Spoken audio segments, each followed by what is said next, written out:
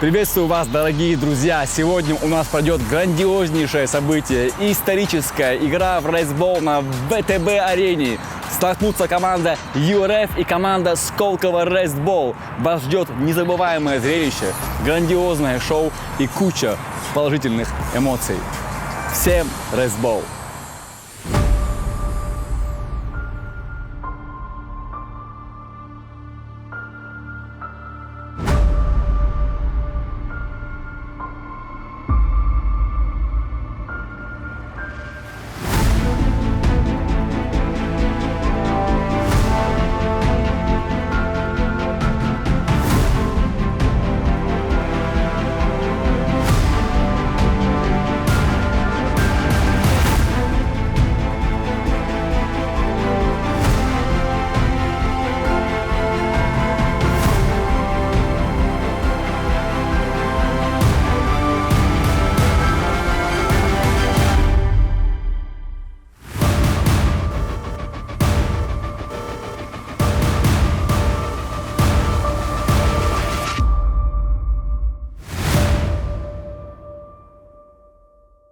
Fuck you up.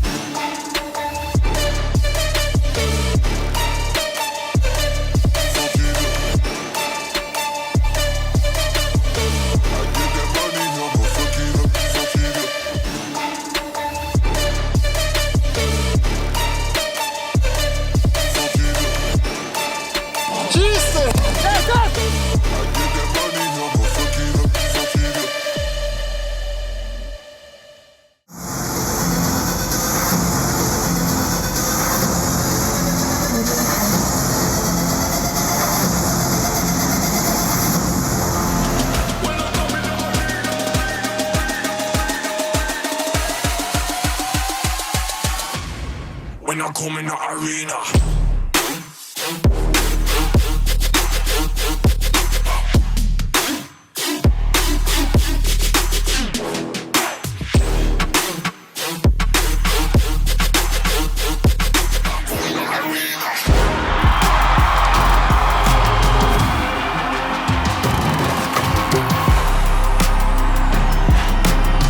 Привет, друзья! Добрый вечер!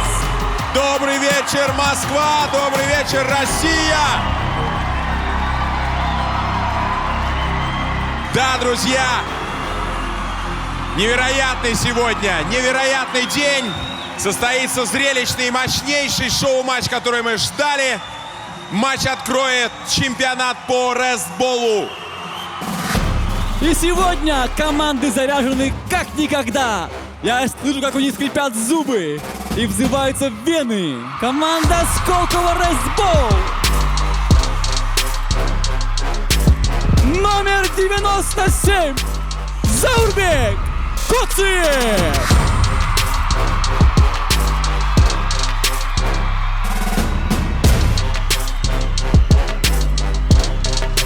Да, какие люди сегодня появятся в этом дворце. Номер 74 Заурбек Сидако.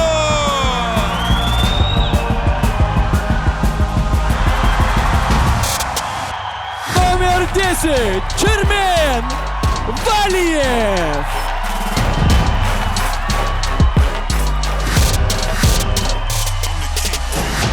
Номер 86 Артур Найфонов.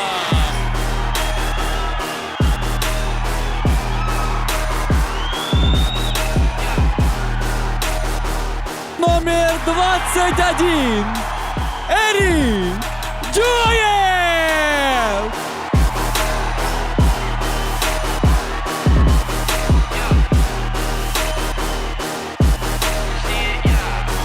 Номер 23 Радик Валиев.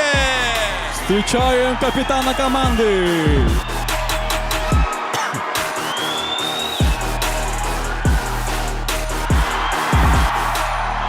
Номер 30 Алик Хадарцев.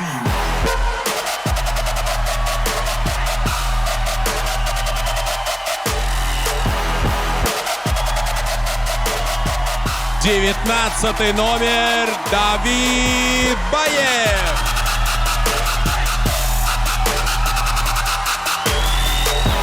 Номер 7 Разамбек Жамалов.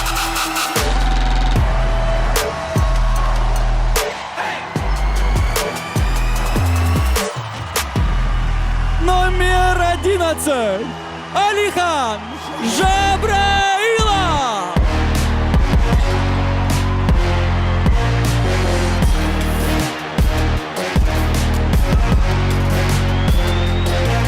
Номер 99 Магомед Курбаналиев.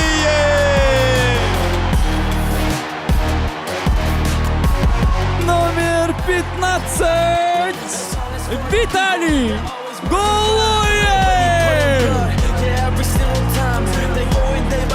13 номер Торнике Квитатиани.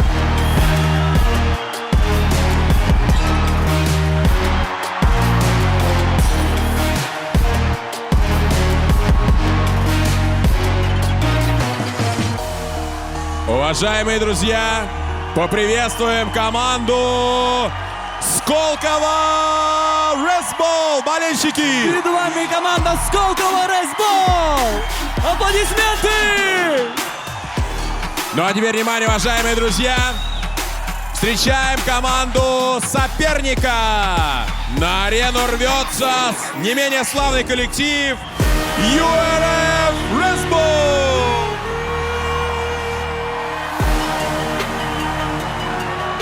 И номер 1 Мухаммад Гасанов.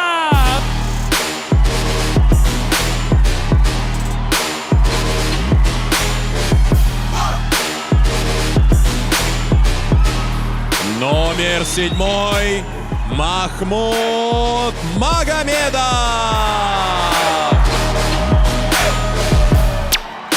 Номер 3 Сайфула Гасанов.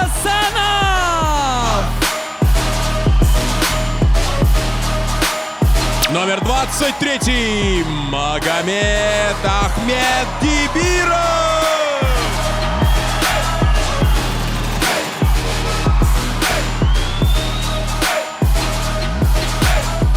Номер 10 Шамиль Мутаев.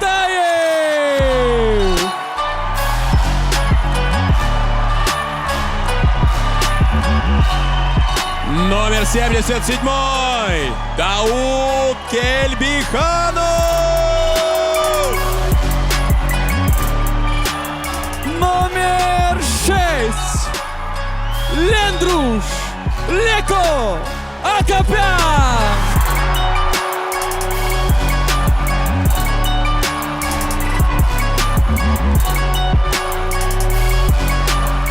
Номер 30 Расул Мирзаев.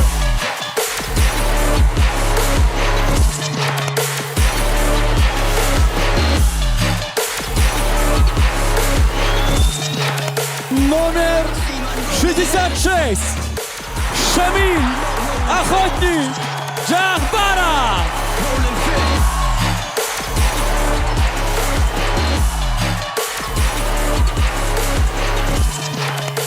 Номер 24 встречаем Москва Гаджи Навруза.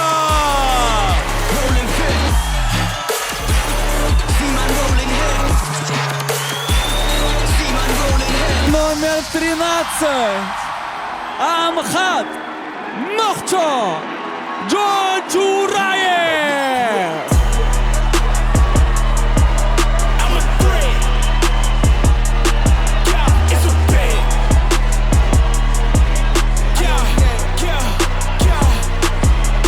Номер 99 Хайбула Мосава.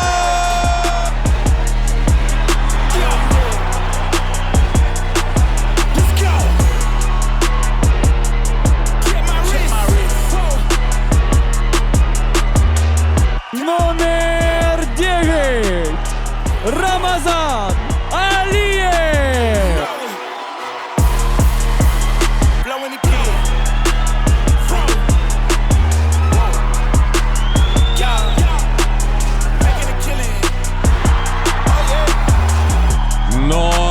11 Гитин Газимагомеда. Вау! Oh yeah. It's a threat. Yeah, it's a bet. Yeah.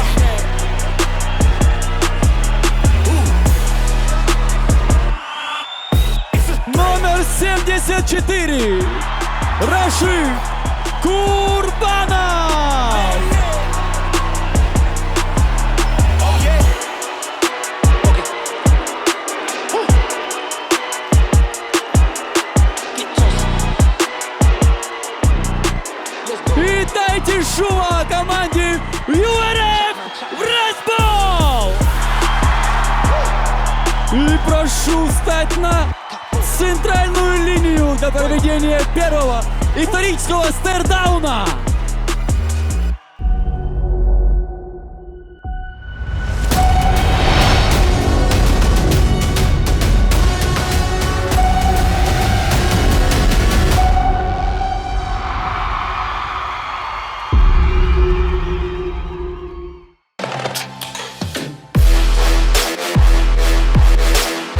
ВТБ-арена Москва. Внимание, дорогие друзья! Сегодня знаменательный и замечательный день.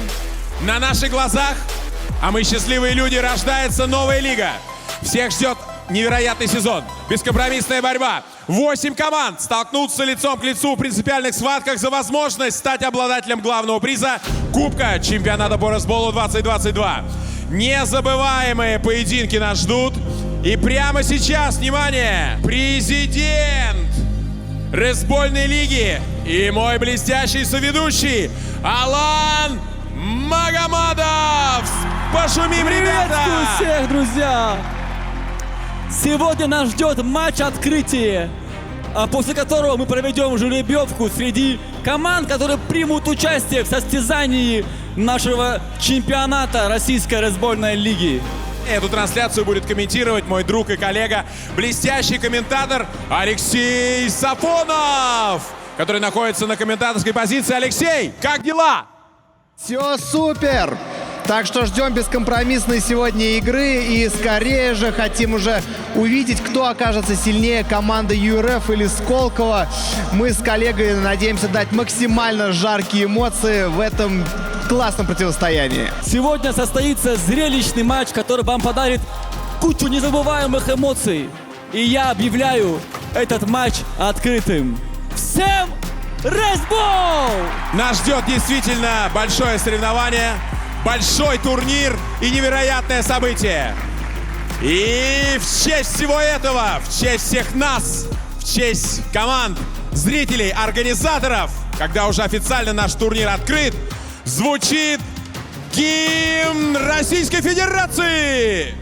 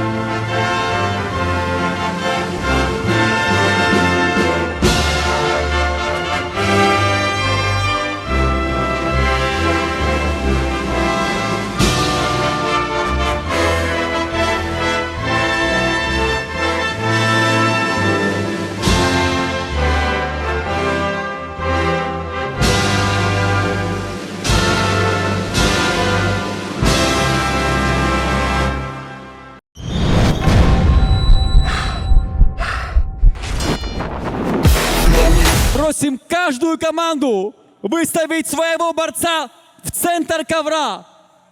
Пройдет схватка по правилам борьбы за владение мячом. Владение мячом разыгрывается в двухминутном противостоянии борцовском между двумя спортсменами команд. Очень волнующий момент.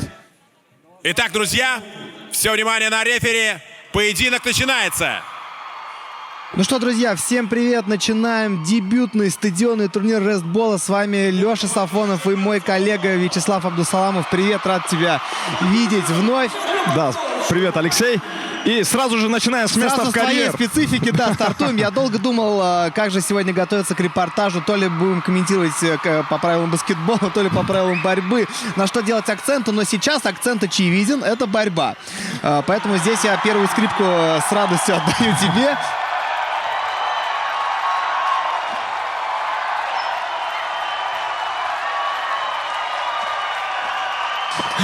Нет, ну Махмуд Магомедов, это, кстати говоря, представитель известной фамилии борцовской. На самом деле в Дагестане, я так понимаю, он именно оттуда. Каждый второй, а то и первый ходит с такой фамилией. Но Махмуд Магомедов есть такой чемпион Европы и известный тренер. Личный тренер Курбана Шираева. Но Заурбек Сидаков — это олимпийский чемпион. И тут да, уже это... заведомо понятно, кто станет первой скрипкой в этом поединке. И именно под диктовку Сидакова проходит этот поединок. Накрывает он соперника, забирает нужные ему баллы и, по-моему, решает исход этого эпизода, но схватка продолжается. Да, схватка у нас длится 2 минуты, и, собственно, чей борец побеждает, та команда и забирает себе право владения, ты знаешь, мячом. Позволю себе заметить, что есть шансы у Махмуда Магомедова, и вот почему. Это же Гитин Гизамагомедов, да, номер 11. Да, номер 11, Гитина Магомедов. Ну, все равно Магомедов там присутствует в этой фамилии. На самом деле есть шансы у него, поскольку Заурбек Сидаков после травмы давно не тренировался всерьез. И я не думаю, что он будет здесь рисковать. Поэтому, как мы видим, первые секунды, первые минуты этой схватки проходят в таком академичном довольно темпе. Достаточно темпе, да. Дает он показать себя. Заурбек Сидаков не идет в атаку, как это обычно делает. Но... Ну вот сейчас пошел в одну ногу, но, честно говоря, немножечко не достал. Все-таки не рассчитал. Зная Заурбека Сидакова, могу сказать, что основная активность у него приходится на последние 10 секунд каждой из схваток. Поэтому именно там надо быть начеку его соперникам. Посмотрим, как сложится схватка на этот раз. Сейчас накрывает Заурбек попытку прохода от Гитина, и на этом схватка завершена.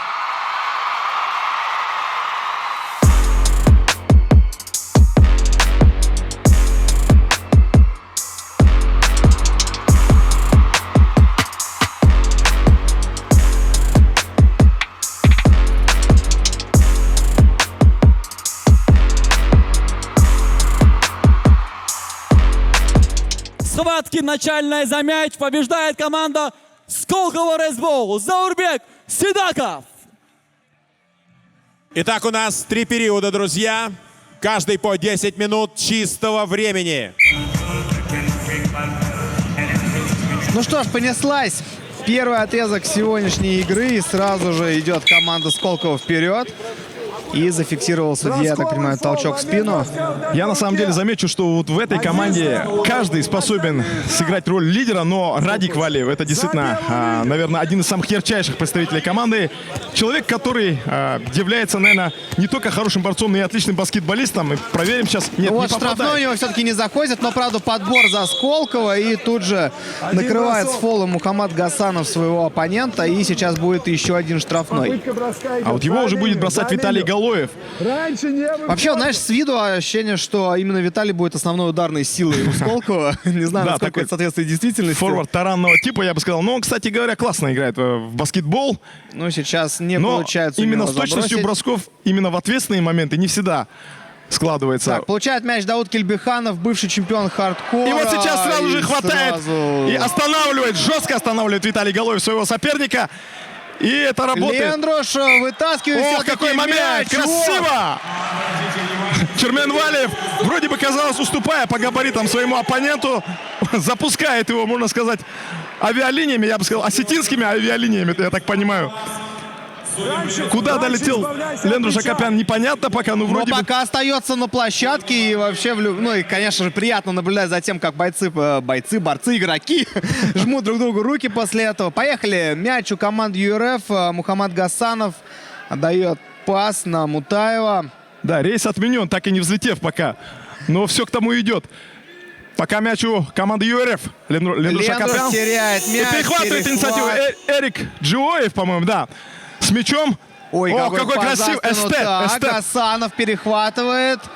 Получает мяч Мутаев. Попытка трехочкового броска. Ой-ой-ой! Вот это шедевр! Попадание. Шедевр исполнении команды United Russian Fighters, которая пошла вперед. Знаешь, я привык по другим поводам кричать, что есть попадание, но сейчас оно прям было наичайшее. Мутаев оформляет 3 очка и выводит команду ЮРФ вперед. Классно. И Замедленный смотри, повтор. перевод у нас от Гасанова сейчас был. Я бы сравнил это с футбольной Ой, аналогией, если как девятку. хорошо. А Артур Найфонов также попытался в изящном стиле забросить через себя броском, но не хватило точности. Эрик Джоев мяч у разгоняет. Сколково, Радик Валев. двухочковый, нет. Подбор за команду ЮРФ. Хорошо, они выходят из-под прессинга. Мутаев показывает, что все в порядке. Я тут сейчас буду разводящим. Ты знаешь, Виталий Галоев пока не очень точен в завершающей стадии атак, но очень полезен при встрече, что называется, да, то есть он не позволяет слишком близко приближаться и не случайно именно трехочковым повел. Получается, командам United Russian Fighters открыла счет, потому что ближе просто не дают пройти борцы.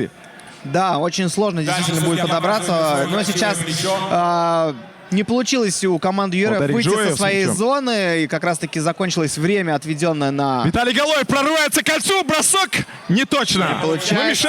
Но мешали и, надо сказать, Ну, успешно мешали. кстати, мешали без нарушения правил. Также отмечаем это. Все получилось в защите у команды ЮРФ. Ну вот сейчас площадку у команды ЮРФ покидают и Лендруш Акопян, и Дауд Стханский Кельбиханов. И на замену вышли новые ребята. Номер 9. Вот Сейчас как разгоняют раз-таки атаку. получает. Представитель И- United Russian Fighters, не хватает точности в завершающей стадии атаки. Да, И это был Алиев Рамазан. Не получилось у него довести мяч Кто болеет за Сколково? до победного но броска. последним коснулся мяча представитель команды Сколково Рестбол, поэтому разыгрывает именно United Russian Fighters. Да. Расул, собственно... Ой, не, прошу прощения. А кто за Алиев Рамазан, да, и Рашид Курбанов появились у нас на площадке вместо Кельбиханова и Акопяна. Ну и начинает атаку Сколково. Артур Найфонов, Алихан Жабраилов, Эрик Джоев прорывается к кольцу, не стал Со средней приближаться, дистанции бросил, бросает. не получилось. Да, 2 очка Мяч не у достигли цели. ЮРФ, разводит его Рашид Курбанов сейчас. Вот, неплохо. Перевод на левый фланг атаки. Я думаю, здесь мы флангами тоже будем целиться. И не получилось забросить у спортсмены из команды Желтая ЮРФ. карточка. Ну и сейчас, да, получает желтую карточку Ахмед Дибиров получает горчичник. Дибиров, да, как в футболе, потому что здесь можно получить красную карточку, ты будешь удален на минуту. Если 2 красные карточки, ты будешь удален до конца периода. И, по-моему, если 3 красные Бросок карточки, в исполнении- то, соответственно, на всю игру. В исполнении игрока United Russian Fighter сказала, что мяч летит в кольцо, но не точно. А тут же стремительная атака Радика Валева, который Ух, как одного за уходит другим от обходит, соперников. лавируя между Надо переводить на центр, и соперниками. вот отсюда как раз Бросок таки Алихана бросает. Жабраилова. Да, нет, Ох, как мимо. точно, казалось, летит мяч. И с каких-то Гасанов сантиметров потащил мяч разминулся мяч с вперед, кольцом. разыгрывают. Ой-ой-ой. Здесь Вновь Нет, Эрик немножечко Джоев просто красиво заморгал, и все. Надо отдает пас переводить. на Артура Найфонова, который жестко остановлен был буквально в сантиметрах от кольца, под кольцом, если быть точным. Очень круто. Но все было в пределах правил, показывает рефери. Да, кстати, отмечаем то, что буквально парой фолов обошлись команды на старте этой встречи. Хотя, мне кажется, это тот вид спорта, который буквально подразумевает нарушение правил каждые 10 секунд. Шутка, конечно. А здесь то, что мы наблюдаем, это пока джентльменская игра с элементами, с нотками такого профессионального баскетбола или регби. Начинает Пошел вперед. атаку представитель 9-й United номер. Russian Fighters. Ох, ну как чуть-чуть. Оу, и есть. В итоге заброшенный мяч. Это 9-й номер Алиев Рамазан. Увеличивает преимущество команды ЮРФ. Теперь они ведут со счетом 4-0. И по-прежнему мяч у ЮРФ. Разводят. Мутаев. Какой дальний бросок. Ох. Если бы это было в цель, то, я не знаю, здесь 4-0. звание главного снайпера игры точно ему бы отдали. Еще один бросок. Но здесь это не казалось даже не дойдет, столько да. бросок, сколько пас. Такой затяжной пас, который выполнял игрок. Рашид Курбанов, да, это пас отдавал. 74-й номер. И замена происходит в составе ЮРФ. Появляется на поле... Так, это был Мусалов, если мне зрение сейчас не подводит. Да, здесь немножечко не разглядишь с первого раза. Это номер 99. Ну, собственно, да, Хайбулам Усалов. Вот бросок Поэтому- Розанбека Жамалова тут же не успел войти в игру. Сразу же новоявленный, новоиспеченный чемпион России 2022 был очень близок к успеху, но не хватило каких-то даже не сантиметров, а миллисантиметров или... Хайбулам Усалов сейчас бросил, не попал, но ожесточенная борьба за подбор под кольцом, и мяч Сразу же остается разыгрывает команде Чермен Сколково. Валиев. Начинается атака. Давид Баев Ой, убегает, хороший бросает перевод, на Алика но- Хадасова. Не хватает точности. Ну, а чисто тактически, стратегически очень классный был перевод на другой фланг атаки. Да, вы знаете, наблюдая за первыми противостояниями этих ребят, это было совсем недавно еще, где-то месяц назад, а еще раньше, вообще, когда только впервые вышли они на площадку в качестве рестболистов новоявленных, это было в ноябре прошлого года, скажу, что очень Ой, интересными какой были эти пас противостояния и подарили много ярких эмоций болельщикам. То, что здесь и происходит, вот сейчас мешает Розанбек Жамалов 99-му, если не ошибаюсь, Да, номеру Хайбулам Усалов. United Russian Fighters бросить точно. Ух ты, с чеканкой. Чермен Валиев в атаке. Неплохой элемент шоу также был. Ой, потеря мяча, но все равно Сколково на своей половине площадки подберет этот мяч. И за ночь он неплохо. И вот перевод под Чермен кольцо Валиев сейчас. вновь под кольцом, и есть Красиво. удачное завершение. 1 балл зарабатывает Сколково рестбол. Честно говоря, я думал, что он отдаст пас, но сам красиво, после того, как убрал соперника на ложном движении, очень хорошо из-под кольца реализовал свой момент. Алексей, тебе не кажется, что не хватает огня? Вот какого-то скандала не хватает на поле. Я вижу танк! Ой, да! какой данк! В исполнении Алиев United Рамазан! Russian Fighters. И да, Алиев, конечно, просто суперски положил данк. Честно скажу, я, пока здесь еще никого не было, и кольца были пустые, я даже попробовал, получится ли у меня данк поставить. Допрыгнул, доволен своими результатами и уступил место профессионалам. А я сейчас наблюдаю за замедленным повтором. Лицезрел, как Розанбек Жамалов и Магомед Курбанов даже не пытались, наверное, активно включаться в этой атаке, поскольку понимали, шансов нет у этого Да, парня. Алиев Рамазан еще и штрафной реализовывает, потому что забросил он с фолом, и сейчас 7-1 уже. Эрик счет. Джоев пытается бросить трехочковый, бросает, но не точен. В итоге Магомеда Вот она Курбаналиева борьба. накрывает уже тренера сборной России, недавний прошлым чемпиона мира, действующего борца. Еще в прошлом сезоне он завоевал титул чемпиона мира среди военнослужащих. Как хорошо разгоняется Алиев, и его останавливают классным таким броском. И вот сейчас 99-й И номер выйдет. останавливает Розанбек Жамалов, кстати говоря.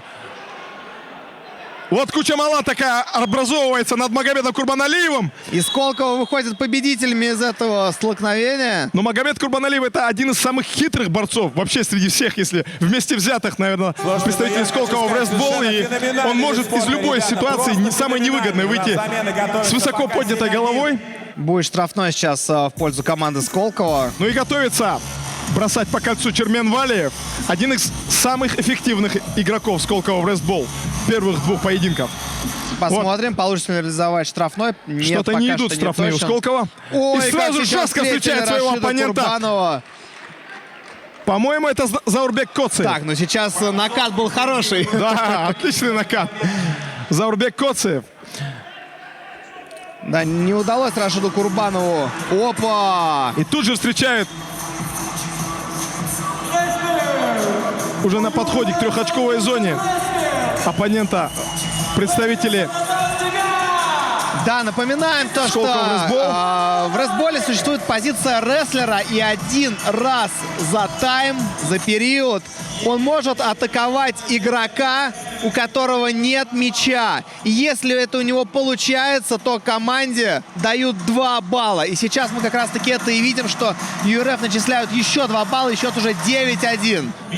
Что-то обсуждает он с Алиханом О, Жабраиловым. интересно, видеопросмотр, видимо, будут проверять, насколько была успешна атака рестлера. И достойна ли команду ЮРФ 2 дополнительных баллов за его результативные действия. Знаешь, Алексей, мне напоминает вот эта атмосферу баскетбольного поединка NBA, Чикаго Буллс, Лос-Анджелес Лейкерс, что-то в этом роде. Накал страстей, мне кажется, не меньше. Нашего знаю. Да. Что теперь они будут? А у него одна попытка провести прием. Сбивайте всех, сбивайте. Если даже без мяча сбивать можно. Один на вынес. Соберите момент игры должна быть. Был мяч мертвый. Правила этого не было. Ну, я смотрю, Рокки там неистовствует просто. Вообще всегда бывает интересно залезть в раздевалку и послушать, что же там творится. У Дзамбалата или Чатыдеева это всегда жарко, это всегда эмоции, но при этом такие, знаешь, спокойные эмоции и эмоции, внушающие оптимизм. Он всегда говорит ребятам: вы лучшие, выходите, забирайте свое, побеждайте. Я думаю, то, что он сначала вот этим своим действием, то, что он разговаривает с судьей, я понимаю, вернее, я думаю, что он понимает, что 2 очка он уже не вернет своей команде, но он дает, знаешь, такой месседж своим игрокам, что я за вас горой, я тут сейчас буду отстаивать, оспаривать, как только могу. Вот, ну посмотрим. Ой-ой-ой-ой. Счет у нас возвращается в положение 7-1 в пользу ЮРФ. Ну и сейчас Рашид Чермена-Валиева Курбанов жестко останавливают и будут бросать сейчас по кольцу штрафной представители Сколково Рестбол. Мне казалось, он больше на фол шел. Он понимал, что сейчас его срубят, скорее всего. Ну что, будет ли со второй попытки точный бросок? Радик Валиев. Есть! И Есть вот на бросок, этот раз, есть да, попадание. Точно 2 балла. Приплюсовывают к своим очкам Сколково Рестбол, но пока проигрывают они United Russian Fighters, которые разгоняют атаку и... Хорошо, как разыгрывают. Ой-ой-ой-ой. Чуть-чуть не доходит мяч до 23-го Внес свою номера лепту. Магомеда Ахмеддибирова. Прервав эту атаку, внес свою лепту, прервав эту атаку Торники Квитатяне. Пасует он на Радика Валиева, который в окружении 2 соперников рвется к кольцу. Не дают ему приблизиться сколько-нибудь. Алиев Рамазан, да, очень хорошо Представитель работает. United Russian Fighters. Заметь вообще, Алиев как результативный в защите и в атаке, и постоянно в центре событий. Лендруш Акопян никак не хотел отпускать ногу Чермена Валиева. Это даже. Рашид Курбанов. Да. Лендруш у нас сейчас на скамеечке пока что. Сверху у них одинаковая прическа, то есть отсутствие волос на голове, и показалось, что это Лендруш Акопян. Но так или иначе не хотел расставаться со стопой Чермена Валиева. Да, и вот вместо как раз-таки Рашида Курбанова появляется Расул Мирзаев сейчас. А вот это уже очень интересно. Расул Мирзаев, парень разносторонний, все его любят. И Все... с кардио, и с борьбой, все у Да. него в порядке, посмотрим. И самое главное, с эмоциями. Так, ну не получилось у него сейчас Бросок в перевести. исполнении Чермена Валиева не достигает цели, но тут же стремительная контратака, хотелось сказать, но нет, затягивается. Завязла она, да, немножечко. Не видел продолжения представитель United Russian Fighters. Вот тут еще жесткая встреча произошла. Да, Знаул Гасанов Коцев. едва принял мяч, как тут же его вместе с этим же мячом выбрасывают. Радик Валиев проходит к кольцу, напрашивается передача на Знаура Коцева, он ее делает, но не попадает, в свою очередь, последний по кольцу. Да, так бы было с фолом. Ну и вновь United Russian Fighters с мячом. Левша. Не попадает, но мяч у Чермена Валиева, по-моему, да. И теперь у команды ЮРФ нужно переводить срочно, да, на левый фланг атаки. Очень опасно прорывается к кольцу. Представитель United Russian Fighters, 9 номер. Да, все тот же Алиев Алиев. Рамазан. Мне кажется, что он один из самых активных в этой команде. Ну да, как я и говорил буквально пару минут ранее, он везде как будто бы и в атаке, и в защите, все успевает. И один из самых эффективных. Да. Торники Квитатяне с мячом. Алихан Сейчас Жабраилов, неплохо. будет бросок на 2 балла. Не попадает по кольцу. Сразу же первым на подборе Знаур Очень Коцев. тяжело там сейчас Но там Мутаеву бороться с более Невероятная габаритным завязка, соперником. едва уловимым движением. Торники Квитатяне дает назад. И Чермен Валиев шедевр просто Знаешь, осуществляет. в таких моментах, говорят, кольцо просто выплевывает мяч обратно, не хочет его принимать. Казалось бы, уже все, некуда мячу деваться, но не попадает. Менее 3 минут остается до завершения первого периода. А если бы достиг цели мяч, то это было бы очень красиво. Как это было бы классно. И это я сейчас говорю не только с точки зрения того, что болею за кого-то, но просто... Опа! О, вот это красиво было. И Чермен Валиев, нет, Радик Валиев остается без футболки. Собственно, он реализует свою позицию рестлера и проводит атаку Кажется, на 23-го номера на Магомеда Ахмеддибирова. Я не знаю, насколько здесь важно потом законтролировать в партере. Вот. Но казалось бы то, что очень даже бросок успешен, а вот... Но если все дело в фиксации только, то, конечно, это будет обидно, если не засчитают. Да. Потому что так все красиво произошло. И самое главное, импровизация была классная, неожиданно. Ну и вот на замедленном повторе Радик Валиев. Бронзовый призер чемпионата России. Все, засчитали. 2 очка ушли в команду Сколково. И счет становится 7-4. Уже не такое преимущество. Атака Розанбека Жамалова. Алихан Жабраилов, его близкий друг. Раскатывает С такую мячом вновь позиционную Жамалов. атаку. Красиво. Не расстается Вышел с мячом, мяч но все-таки выходит за пределы площадки и вынужден отдать мяч представителям United Russian Fighters. Будут они выводить мяч из аута. Сделает это Мутаев. Крупным планом Розанбек Жамалов, чемпион России 2022 весовой категории до 74 килограммов, обладатель Кубка мира. Так, бросок. Бросок по кольцу в исполнении или даже ЮРФ. пас. И Гасанов жестко встречает своего пытается- соперника Торники Квитатьяне, о чем мы раньше и говорили, что этот парень умеет все. И забивать, и встречать, и пасовать. Ну вот Розанбек Жамалов ищет продолжение атаки. Артур Сколково Найфонов, классно чемпион России, разгоняет. еще один. Вот хочется особняком сказать про Артура Найфонова, который также обладает не только отличной техникой борьбы и рестбола, но еще и отличным чувством юмора. И вот он также вызывал на поединки своих оппонентов, сказал, что вам не будет легко, я бы сказал, что вам будет очень сложно. Но пока все-таки впереди United Russian Fighters, и нужно будет отвечать за свои слова еще борцам. Ну а сейчас очень классно. Гасанов буквально вцепился в своего оппонента, не дал команде Сколково развить свою контратаку, и сейчас еще и у ЮРФ будет спорный мяч. Ты знаешь, совсем в другом качестве предстали представители United Russian Fighters, если там месяц назад в предыдущем их противостоянии они, что называется, мало что могли предъявить своим оппонентам, то сейчас в роли догоняющих Сколково рестбол, и пока, если честно сказать, не видно, за счет чего они смогут взломать эти оборонительные редуты, потому что... Прежде всего, Сколково нужно с точностью порядок навести, потому что атак-то у них много, но вот именно в завершающей фазе постоянно чуть-чуть совсем не достает.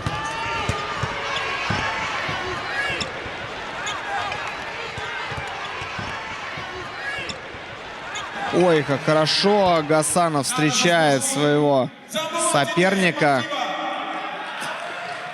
Ну и пока под аккомпанемент комментариев Заблата Тедео очень длинный бросок Алихана Жабраилова, не достигающий цели. Радик Валиев. Ой, а это уже да, очень красиво. Радик Валиев, как я и говорил ранее, начинает наконец просыпаться.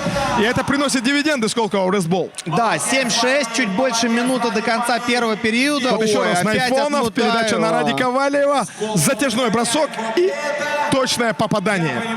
Знаешь, вот пока по ощущениям первого периода у Сколково гораздо лучше налажена вот такая позиционная игра, позиционная атака. А вот ЮРФ рассчитывает на атаки с наскока. Вот быстро добежать, быстро бросить, быстро... Короче, у них нет такого позиционного нападения.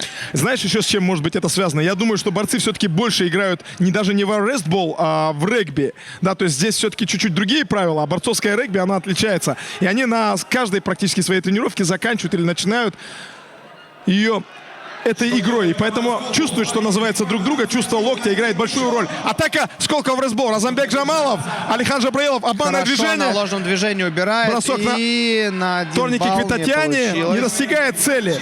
Но мяч вновь у Да. Артура Найфонова. Теперь уже бросок. Сколько же на подборов подхвате за все-таки. Сколково!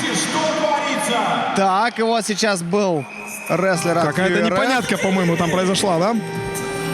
Назревала очень жесткая разборка. Он, еще раз смотрим, Артур Найфонов бросает на подборе первым Торники Квитатьяне. Помешали ему. И вот уже Да, но Радик там вот Валиев. за кадром была схватка рестлера от ЮРФ. Потому что тот был неправильно исполнен, не во время у них был. Какие-то эмоциональные жесты в исполнении Радика Валиева, Роки, Розанбека Жамалова, Виталий Галоев. Что-то высказывает рефери. Недовольны представители Сколково рестбол. Осталось только узнать, в чем дело. Я хочу сказать, что вот когда ехали на этот поединок, на этот турнир, борцы, ну, они ехали в таком расслабленном настроении, что проиграем, выиграем, неважно, на самом деле, да? Типа, это же всего лишь игра, но вот здесь, когда они вышли на площадку, я увидел глаза Заурбека Седакова и понял, этот парень просто так никому ни одного балла не отдаст. Потому что естественно, это Так, сказывается на смотри, репутации. сейчас там, 2 балла дают команде URF, и теперь она ведет уже со счетом 9-6 под конец встречи. Ой, прошу прощения, конечно же, периода. Видите, Очень я тут так эффективен вот Розанбек загорелся. Жамалов в обороне. Если бы не его тычок в спину, то могли бы быть большие проблемы у Сколково Рестбол. Но все-таки, тем не менее, есть возможность забить со штрафного у представителей URF. Да, Мухаммад Гасанов сейчас попробует оформить юбилейный балл под номером 10. И, я думаю, поставить яркую точку в первом периоде. Потому что рестлер, конечно, сейчас своей успешной атакой поправил дела ЮРФ под конец, потому что показалось, что Сколково перехватывает уже инициативу. А я бы добавил еще, что здесь есть свои интриги в плане сочетания или там двоек, троек, связок. Здесь на самом деле на данный момент присутствует, ну, пока не на одной площадке, кто-то за ее пределами. 3 человека, которые в разные годы, вот в последние 2 года встречались друг с другом и вели ожесточенную борьбу за пальму первенства в 74 килограмма. Розанбек Жамалов, Давид Баев и Заурбек Сидаков. Я так понимаю, что сейчас от Мухаммада Гасанова был не бросок, а все-таки розыгрыш, чтобы под кольцом мяч подобрали. И Ну что, забросили Розанбек 2 очка. Жамалов дает Алихану Жабраилову и бросок отчаяния, да, и сразу же попадается он, Алихан Жабраилов, да.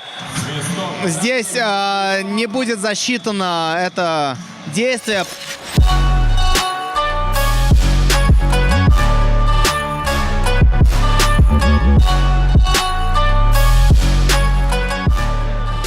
О, посмотрите, хватает своего соперника Алихан Жабраилов за шею, назревает разборка.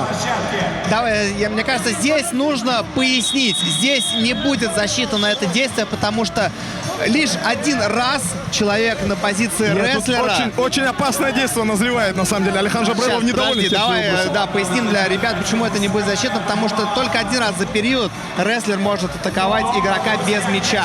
Поэтому это было бы уже 2-й раз, и из-за этого действие не засчитано, и счет у нас остается прежним. Ну, я понимаю, почему Алихан Жабраилов негодует. Не понравилось ему, естественно, летать никому из борцов не нравится. А в тот момент, когда он не ожидал этого, не видел своего соперника, подлетел буквально, что называется, на крыльях, ну, не ночи, но вечера. Да, это был Алиев, опять же. Да, и посмотрите, как бросил такой суфлекс, я бы назвал это. И сразу последующие действия Алихана Жабраилова подходит, берет за шею. Потом Виталий Галоев, там подбегают Розанбек Жамалов, снимают напряжение. Но все-таки вроде бы как разобрались, Да. уладили конфликт. Ну что ж, у нас закончился первый период команды ЮРФ против Сколково. Так что отдыхают команды и возвращаемся с вами после перерыва и смотрим, что же будет во втором отрезке игры.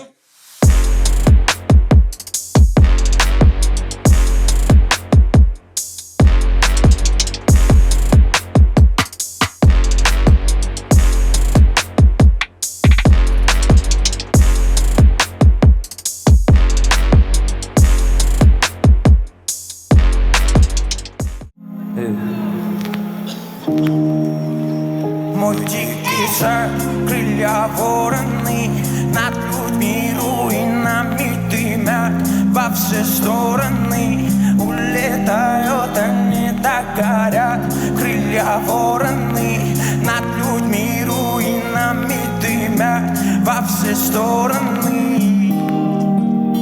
Мой дикий сад, крылья вороны, над людьми руинами дымят во все стороны. Улетают, они так горят, крылья вороны, над людьми руинами дымят во все стороны. Улетают они. И вопреки я делаю свой шаг. Меня так мотало, что я тянул натощак. Ветер загибает пальцы болью до конца. Жизнь бьет новым клином, судьба кричит на пацан. Но я верю небесам. Часто на миноре, да и часто в небесам. Нас спасала хапка, пока кто-то погибал. Я как сайфангаре забираю чертов бал. Так тянул этот мир, как тянул к себе рай. Рад понять себе суть, всем гнилым скажи бай. Меня не забыли, я ушел оттуда сам. Это моя жизнь, я делю напополам. Все чувства, что подаренный небом. Семья в голове, и знаешь, где бы я не был. Не гони запретом, будь выше на шаг. Всем добра, мой дикий сад, крылья вороны, над людьми руинами дымят во все стороны. Улетают, они догорят, крылья вороны, над людьми руинами дымят во все стороны. Мой дикий сад, крылья вороны, над людьми руинами дымят во все стороны. Улетают, они догорят, крылья вороны, над людьми руинами дымят во все стороны. Улетают, они догорят. Они догорят.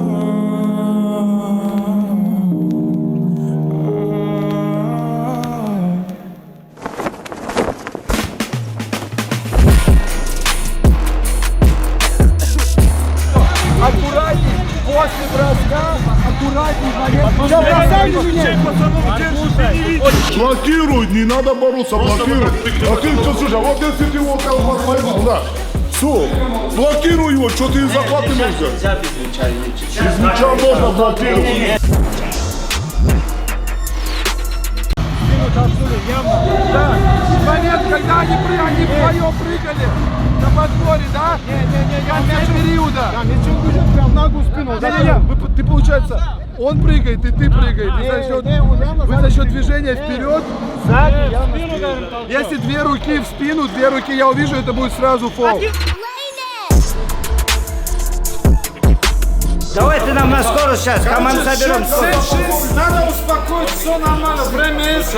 Без паники растаскали. Пас дал, открылся, дал, открылся. На самом деле, не жадничайте, пасы давайте. Его надо сбивать и блокируйте, и все. Смотри, братан, часто спину толкают наши, часто. Ты следи за этим. Да, хорошо. А то спарринг будет смешал. Видно, что тянут команду Сколково, видно это. Для лево опасная.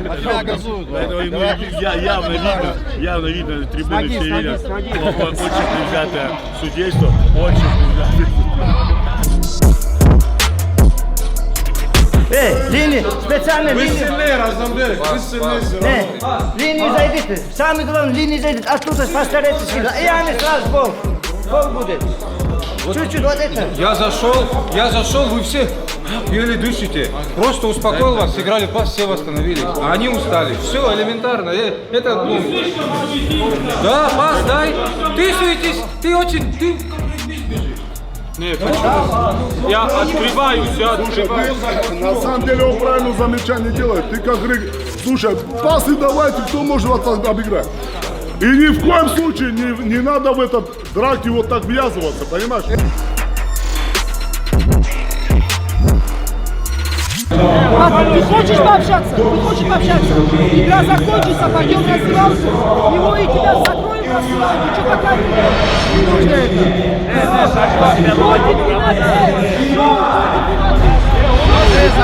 Я ничего не делал.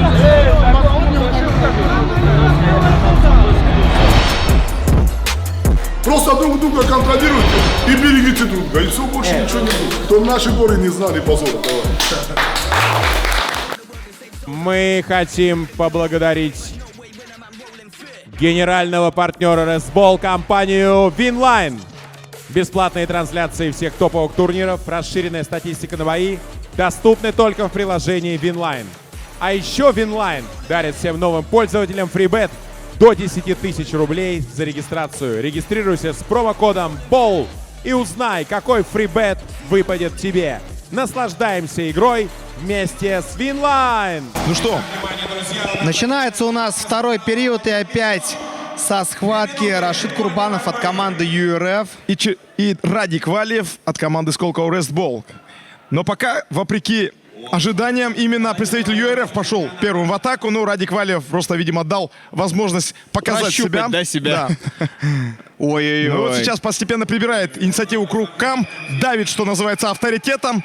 Ну и оказывается сверху за спиной своего соперника. Мне сейчас показалось, что Рашид Курбанов готовил атаку, знаешь, в стиле боевого самбо, когда с колен бросок.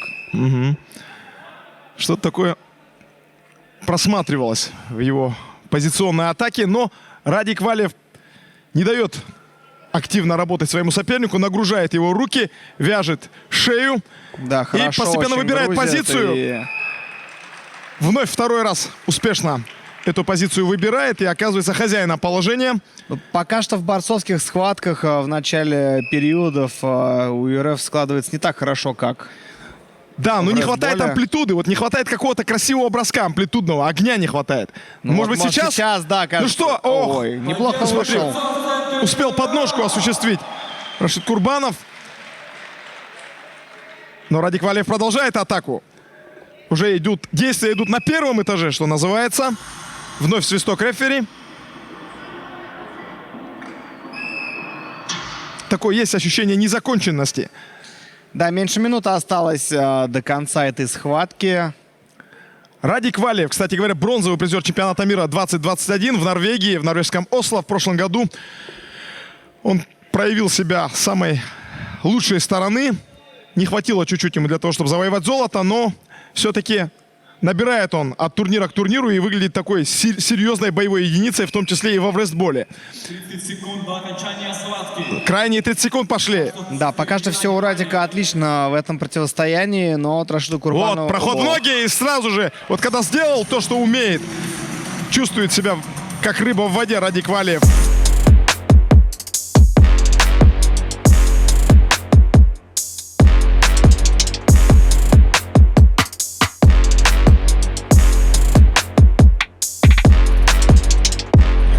Да, и досрочно завершает он эту схватку. Радик Валиев, да, не осуществлял бросков в амплитудах, но это ему было и не нужно. Он просто методично раз за разом набирал недостающие баллы и концовку, жирную точку в концовке поставил вот этим проходом в ноги. Счет был 7-6 в пользу ЮРФ, но сейчас 2 балла идут в пользу команды Сколково, и они впервые в этой встрече выходят вперед. Вот если судить с точки зрения борьбы, то да, действительно, безусловно, пока на голову выше представители борцов, вот именно в этих противостояниях между собойчиках. Но если с точки зрения вот именно сценария поединка, то, согласись, есть ощущение несправедливости, когда вы вели, проиграли вот именно за право обладания мячом, и тут же вот счет поменялся не в вашу пользу. Да, это было не за право обладания мячом, на самом деле, а просто в начале каждого периода будет проходить схватка за 2 балла по той простой причине, что мячом потом владеют по очереди в началах периода. Да, но сам факт, да, безусловно. Но, с другой стороны, да, есть у каждого свои, наверное, моменты, но тогда не хватает уже, получается, для бойцов какого-то боксерского поединка, что ли, да? Как знаешь, да, есть шахбокс, раунд-бокс, раунд-шахматы. Ой, как хорошо, Али. Как стремительно рвется в атаку Али. Ох, какой красивый бросок, казалось, назревал. Ну, он назрел, просто оказался чутка неточен. Мутаев пытался забрать подбор, у него это не вышло чутка. Вот Артур Найфонов с мячом. Обманное движение, прорывается к кольцу. Не остановит его никто, кроме него самого, но передача была неточная. Разамбек Жамалов вынужден отдать мяч представителю ЮРФ. Да, Рашид Курбанов будет разводить мяч из аута. Либо это сделает Мутаев. Мутаев, да, все-таки завладеет сейчас мячом. Очевидно, отдаст наверняка на Гасанова. Или совсем вперед. Длинная передача находит своего партнера по команде ЮРФ. Да, но слишком далеко все-таки вышел 10-й номер. Мутаев, да. Сейчас ему нужно будет конкретно вести мяч из аута, и потом уже беги сколько себе хочешь. Вот сейчас Мутаев выцеливает. Кто же будет забегать? Вот Шамиль Мутаев, кстати говоря, тоже один из тех спортсменов, которых можно выделить по итогам первого периода, который был одним из самых активных. Такой своеобразный диспетчер, я бы его назвал. Да, разыгрывающий, полноправный, полноценный, но сейчас у него пас совсем не получился. Артур Найфонов бросает по кольцу. Красивый бросок и красивое завершение. Артур Найфонов приносит очередные баллы своей команде. И еще будет бросать штрафной. Да, это вообще здорово для представителей команды Сколково Врестбол. 9-7. На 2 балла оторвались они вперед. И вот сейчас бросок Найфонова. Неточный уже со штрафного. Тут же на подборе первым представитель команды ЮРФ. Нет. Быстро Сколково выводит мяч из аута. Найфонов. Ой, как прорывается под кольцо. Знаура Коцев останавливают, блокируют его проход к кольцу и будут сейчас бросать представители Сколково в рестбол. И будет это делать сам пострадавший Знаур Коцев, или Заурбек Коцев, его полное имя. Ну, в первом периоде он не попал по кольцу с похожей позиции. Сейчас тоже не попадает, да, но интересно, вот Артур Найфонов там заранее данк решил поставить. Еще раз бросок Знаура Коцева. Неточно, и разгоняется атака ЮРФ. Так, Алиев хорошо, но очень четко в защите все-таки сыграла команда Сколково и перехватили мяч. По-прежнему, правда, у ЮРФ владеют они сейчас снарядом игровым, но сейчас совсем обидный мяч выходит за пределы площадки и переходит к Сколково.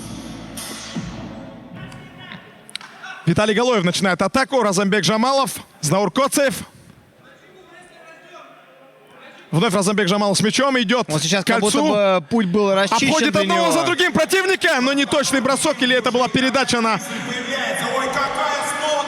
Валиева, которая не достигла адресата. И тут же стремительная контратака была ЮРФ. Опять же, она захлебывается из-за неточного паса и прорывается к кольцу. Сейчас пока что защищает. Прорывается к кольцу. И есть 2 балла от рестлера. Я в это время буквально недавно, парочкой секунд назад, хотел сказать, что я замер в ожидании появления рестлера. И вот Алиев врывается и берет 2 очка. И счет у нас равный. Ну, кстати Сколково говоря, ЮРФ 9-9. Слушай, ну теперь главная интрига. Кто все-таки юбилейный балл берет? Вот это очень интересно. Да. Я бы сказал, не хуже проявляют себя в роли борцов именно вот в таких неожиданных ситуациях, когда выход рестлера.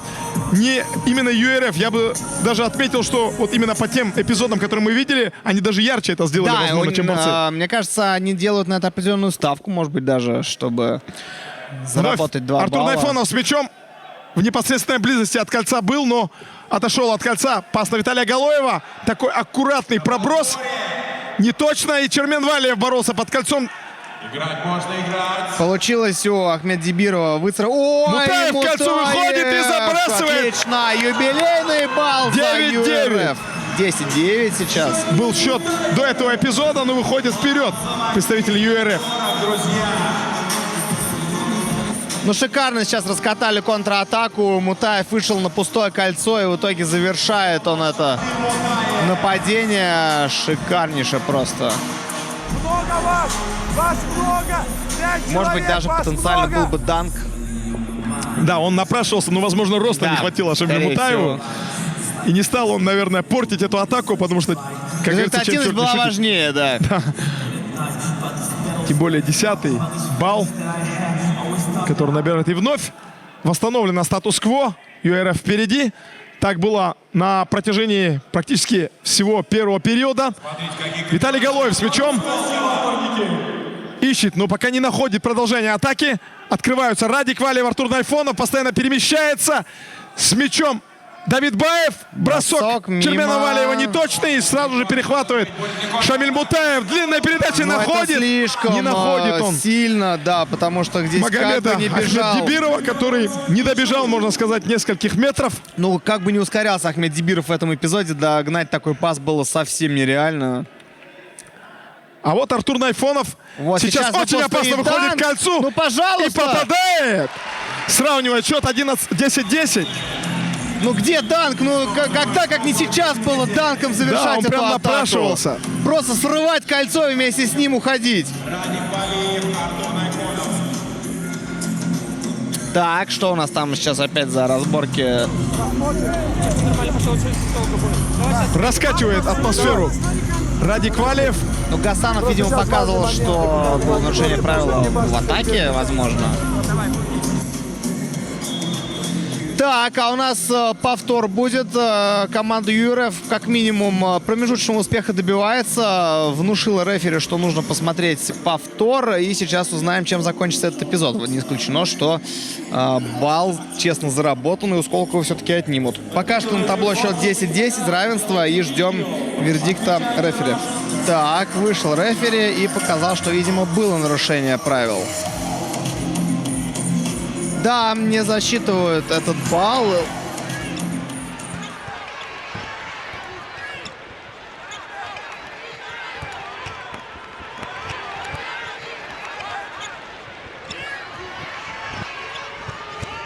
атаку 9-10. начинает Черменвалиев. У нас- Торники Квитатяне с мячом. Ищет продолжение. Артур Найфонов вновь с мячом. Так, хорошо попытался... Ой, Вот еще и уже пошла бросить. борьба. Но очень тяжело сбить с ног Артура Найфонова, чемпиона России 2022. Бросок Ради На Ковалева. 2 балла не получилось. Не точно, а но вот Черменвалиев, подбор. и вот тезка довершает начатое. Да, подбор за Сколково, и в итоге из-под кольца забрасывают. И Всё-таки счет 10-10. вновь равный 10-10. Вот сейчас перевожу под кольцо. 11 номер ЮРФ не точен в броске. Ну вот сейчас было нарушение Двухбальной правил. позиции. Было нарушение правил на игроке, который не владел мячом, поэтому мяч остается у ЮРФ. А вот этот парень — это персональная поддержка Алихана Жабраилова и Разамбека Жамалова. Это близкий друг этих борцов, который неизменно присутствует на всех их турнирах. И вот сейчас его восторженные эмоции, которые, я так понимаю, были адресованы именно тому эпизоду, когда Черменвалиев был точен в завершении атаки. Но вот атака ЮРФ. Неточный бросок. Да, к И первым на сожалению, мяче для ЮРФ. Артур Найфонов. И контратака который разгоняется. Радику Валеву Виталий Галоев с мячом. Вновь Радик Валев выходит на кольцо, отдает пас Давиду Баеву. И сейчас бросок Черменвалиев бросает не точно. Радик Валев. Затяжная атака Сколково Рестбол. Вот Не у приносит Сколково дивидендов. очень шикарные подборы. Всегда и под чужим кольцом, и под своим. Ой, Мутаев опять хочет трешечку забросить. К сожалению, оказывается, не точен. Почти половина периода позади, соответственно, половина всего матча. Очень напряженного. Ну, а я отмечу в составе Сколково Рестбол одного из самых эффективных игроков второй пятиминутки, я, наверное, так ее назову. Это Артур Найфонов, чемпион России 2022 весовой категории до 86 килограммов. В средней весовой категории ее еще называют бронзовый призер Олимпийских игр в Токио, который здесь, на площадке в Рестбола, чувствует себя как рыба в воде. Чем-то на то ответят его партнеры по команде. У ЮРФ на площадке появился Рашид Курбанов вновь. Давненько мы его не видели. Давид Баев разгоняет атаку. Пас. Радик Валев с мячом. Алихан Жабраилов прицеливается по кольцу, не попадает. 74-й номер первым на подборе. ЮРФ. Так. Гидин Газимагомедов пошел в атаку под кольцо. Неплохо. Гасанов бросок. Не точно. Подбор за Сколково. Вновь Артур Найфонов с мячом. Но пока он вынужден развивать атаку, Сейчас глядя на свою сторону поля. И Радик Валев бросает. На 2 балла. Не точно. Нет. В молоко попадает Валев. Вообще интересно в данном виде спорта говорить бросок на 2 балла. Тут даже не знаешь, о чем думать. То ли о том, что мяч в кольцо летит, то ли о том, что кто-то кого-то прогибом бросает. Ну, обычно в борьбе на 2 балла это бросок с низкой стойки. С партера обычно он оценивается в 2 балла, и он считается не самым эффективным. Рашид Курбанов Также бросил. можно оценить действия Рашида Курбанова. Также неэффективно, но амбициозно.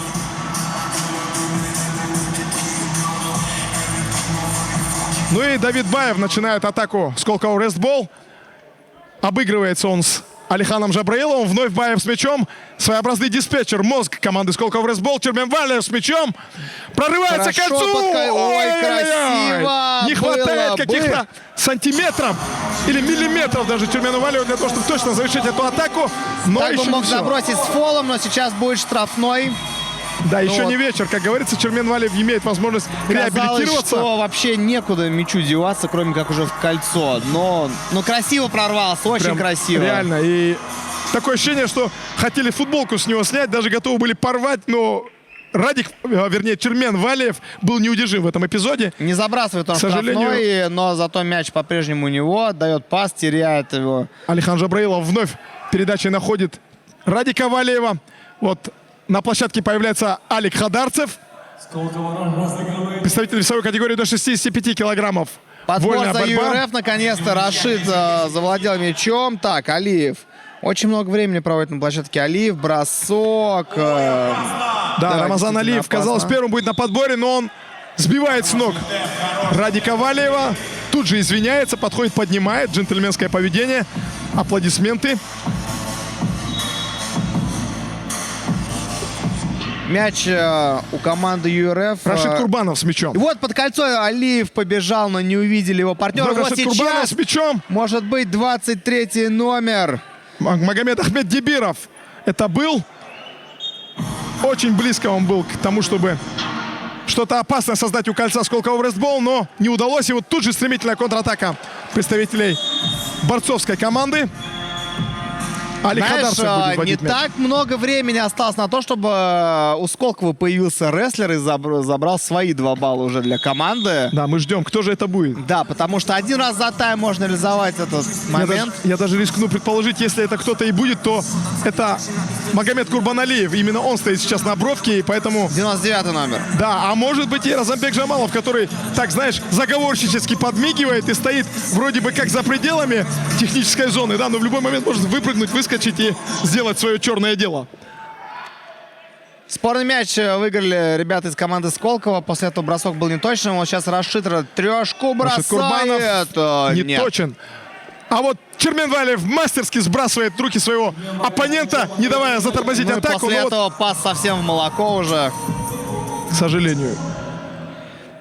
Смотри, у нас тут просто качели. То одна команда атакует, то сразу же другая. Очень динамично проводят.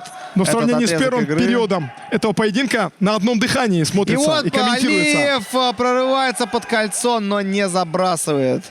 И тут же накрывает своего оппонента Магомед Гасанов. Сбивают с ног Черменвалиева.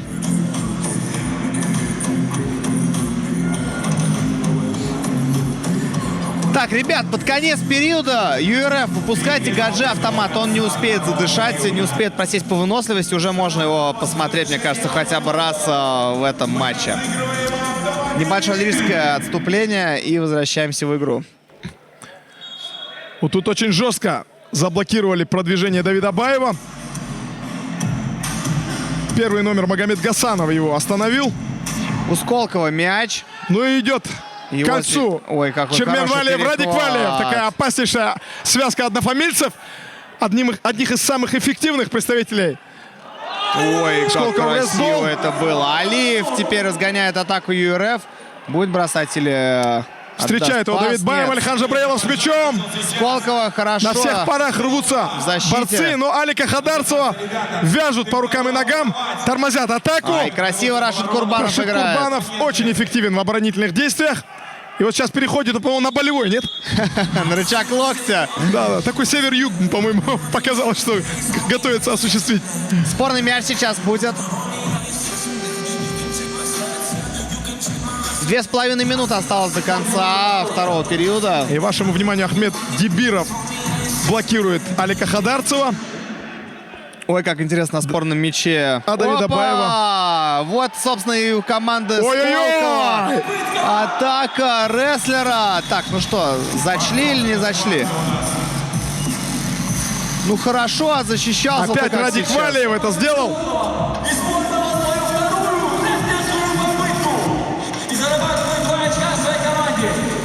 Да, все-таки показывает, что было это действие результативным. Мне показалось то, что очень хорошо защищался. Да, отлично. Посмотрите, сейчас захват Радика Валиева и амплитудный бросок не удался, но накат мастерски выполнил бронзовый призер чемпионата мира. Но Газимагомедов очень неплохо сориентировался в этой ситуации нежданчиком. Я просто с ребятами очень часто стоял так в парах, да, и мастер-классы какие-то на себе, что называется, ощутил. И могу сказать, что когда они накатывают, там лучше отдать, как сказал Абдулрашид Садулаев. Я когда его спросил, что нужно сделать, если тебя накатывает борец-профессионал, лучше отдать, если хочешь сохранить здоровье. Эрик Джоев появляется на площадке. Самый тяжелый представитель Сколково Рестбол. 125 килограммов в категории выступает этот парень. Настоящий богатырь. Словно сотканный из мускулов. Я сейчас, кстати, даже не вижу, есть ли кто-то, кто может его сдержать. Сопоставимый по габаритам в команде ЮРФ. Ну, только если Гаджи автомат Наврузов будет выходить, потому что он также представитель тяжелой весовой категории. Но, с другой стороны, это конкретно в этом виде спорта, возможно, и не самый решающий аспект, поскольку здесь большее значение имеет твоя Да, выносливость. Гаджи все-таки ударник, активность к тому же и он техника. может не так понимать борцовские моменты таких мастеров, так что...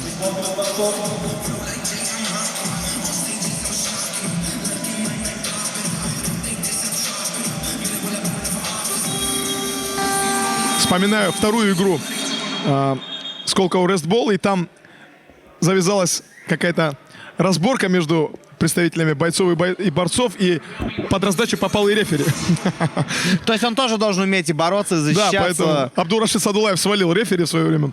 Но у нас вновь продолжается атака Сколково. Подборы, конечно, у Сколково просто шикарнейшие, но сейчас все-таки... Ой, как супер! Ну вдвоем на одного нужно раскатывать, ну как же! Не точен был пас, Магомеду Гасанову не хватило чуть-чуть ловкости для того, чтобы не попал. В этом эпизоде Ну, очень свою обидно, пользу. когда выходят 2 в 1 и не реализуют такое преимущество. Это, конечно... Но надо отметить Магомеда Гасанова, который часто оказывается на острие атаки. Его активность заслуживает уважения. И, кстати говоря, я бы и его еще добавил в список самых эффективных представителей ЮРФ вот в сегодняшнем поединке на момент его экватора. Ну вот я бы сказал, что 3 основных игрока, все-таки Магомед Гасанов, Шамиль Мутаев и, конечно же, Рамазан Алиев. Вот они очень ярко себя показывают в составе ЮРФ. Али Хадарцев бросает по кольцу. Не точно. Не получилось. Мутаев пока что берет инициативу на себя, тащит мяч вперед. Сейчас будет... Ой, опять на 3 балла. Это шедевр! Это шедевр, потому что трешечка это полетела. просто невероятный бросок. Я бы сказал, что здесь даже нечего комментировать. Мне кажется, что просто no comments. Аплодисменты Шамилю Мутаеву, который разморозил свою снайперскую винтовку и просто забросил шикарную трешку. 2-й раз, по-моему, уже за эту встречу. Круто, круто, круто. И теперь ЮРФ впереди за минуту с небольшим до конца 2-го периода. 13-12. Вот именно этого мы и ждали, именно этого и не хватало. Смотри, вот что нам нужно, грубо говоря, от ресбола. Броски, данки, ну, броски борцовские имею в виду, броски, данки и вот такие трешечки. Вот это, наверное, 3 главные составляющие яркой игры в ресбол. Знаешь, у меня на ум сразу приходит фамилия Кукач, Тони Кукач, легендарный снайпер Чикаго Буллс в свое время в конце 90-х. Он заправски попадал, что называется, чуть ли не с каждым броском своим по кольцу соперников с дальних позиций, но сейчас с ближней позиции не попадает по кольцу. Слушай, знаешь, а я, наверное, сравню Шамиля Мутаева со Стефом Карри. Вот что не трешка, то рядом с целью или возможно, но вот сейчас на всех парах рвется к кольцу Эрик Джоев. Показалось, что мячу некуда уже деваться, кроме как в сетку, но пока что фол, да, и сейчас будет бросать он штрафной бросок. Да, будет возможность все-таки завершить начатое Эрику Джоеву. Сейчас он будет бросать штрафной. И мы проверим заодно, как обстоят дела с меткостью у самого тяжелого представителя борцов. Ну что ж, внимательно смотрим. Разовьет преимущество? Нет. К сожалению, не попадает Джоев, но атака продолжается. Подбор Джоева всячески останавливает. И еще разок Артур Найфонов вырывается на позицию. И мяч уходит в аут и переходит к команде ЮРФ. Так, ну вообще 32 секунды осталось до конца 2-го периода. И время на владение 28 секунд. То есть практически ЮРФ может себе гарантировать относительно спокойную концовочку периода. Да, и это только лишь раззадоривает представителей Сколково, которые не любят уступать, не собираются этого делать, но как сейчас казалось... Вон под кольцом мог бы быть... С мячом Артур Найфонов, Алихан Жабраилов, Радик Валиев прорывается к кольцу, ищет продолжение атаки, не находит, сам рвется к кольцу, Эрик Джоев с мячом. Последние 10 секунд 2-го периода. Алихан Жабраилов, Али Хадарцев бросает, не попадает, но еще продолжается атака. За ЮРФ, ну и на этом, скорее всего, все. Ну, бросок, наконец. Да. Нет. Что-то из финала Олимпийских игр, по-моему, 72-го года, да? Когда на последних секундах бросили 3 очка и попали представители сборной СССР. 13-12 в пользу ЮРФ против Сколково.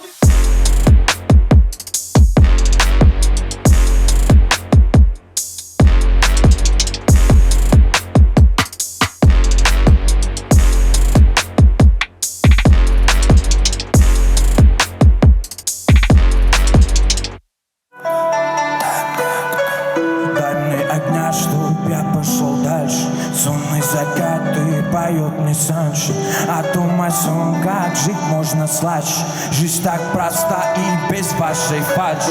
Дай мне огня, чтоб я пошел дальше. Сонный закат и поет мне санши. А думай, сон, как жить можно слаще. Жизнь так проста и без вашей фальши. Гримаса настроена, сбивается громко. Время на листах, я цепляю вас плотно. Сюжет не писан до конца, я был включен. Дай же мне повод собраться, то с мыслями. Выстрелы чистыми в гору мне. Не собраться без писанных треков. Ребят, кто со мной на одной волне.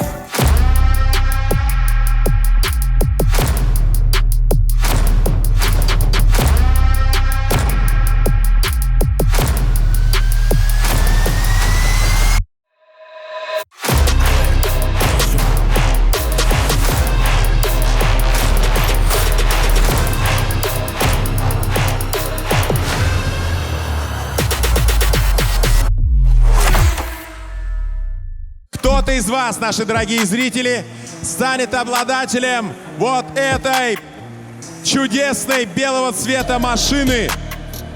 Алан, у тебя есть генератор случайных чисел. Как мы будем сейчас выбирать счастливчика? Чтобы все было по-честному, мы решили разыграть простым, очень удобным приложением, способом. В телефоне есть рандомайзер. Мой помощник подскажет мне, сколько у нас на ВТБ-арене секторов. 20 секторов. 20 секторов. На камеру, Алан, чтобы все видели, что мы 20 играем секторов. честно. Открываем рандомайзер. Пишем от 1 до 20.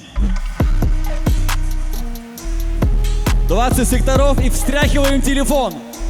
3, 4. Хоп. Сектор 11. И где он у нас находится? Б-101.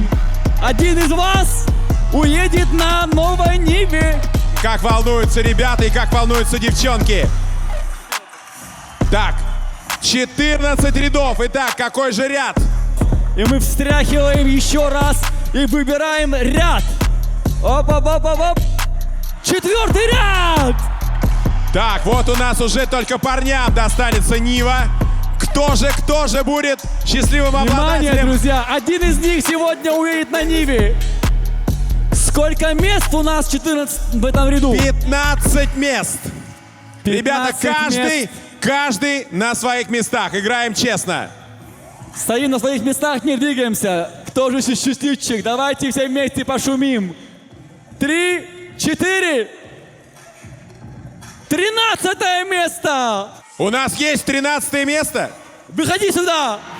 Вот он победитель, который уедет на новой Ниве. Не, подождите.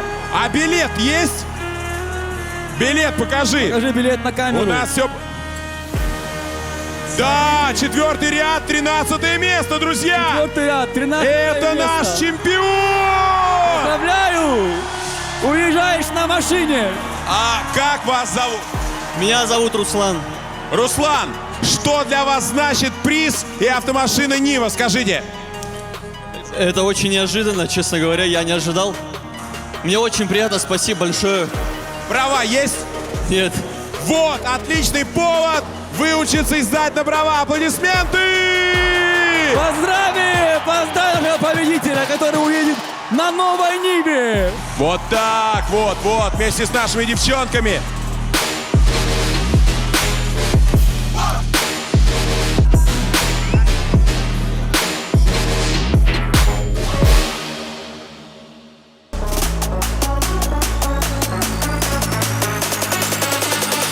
Marijuana levitation.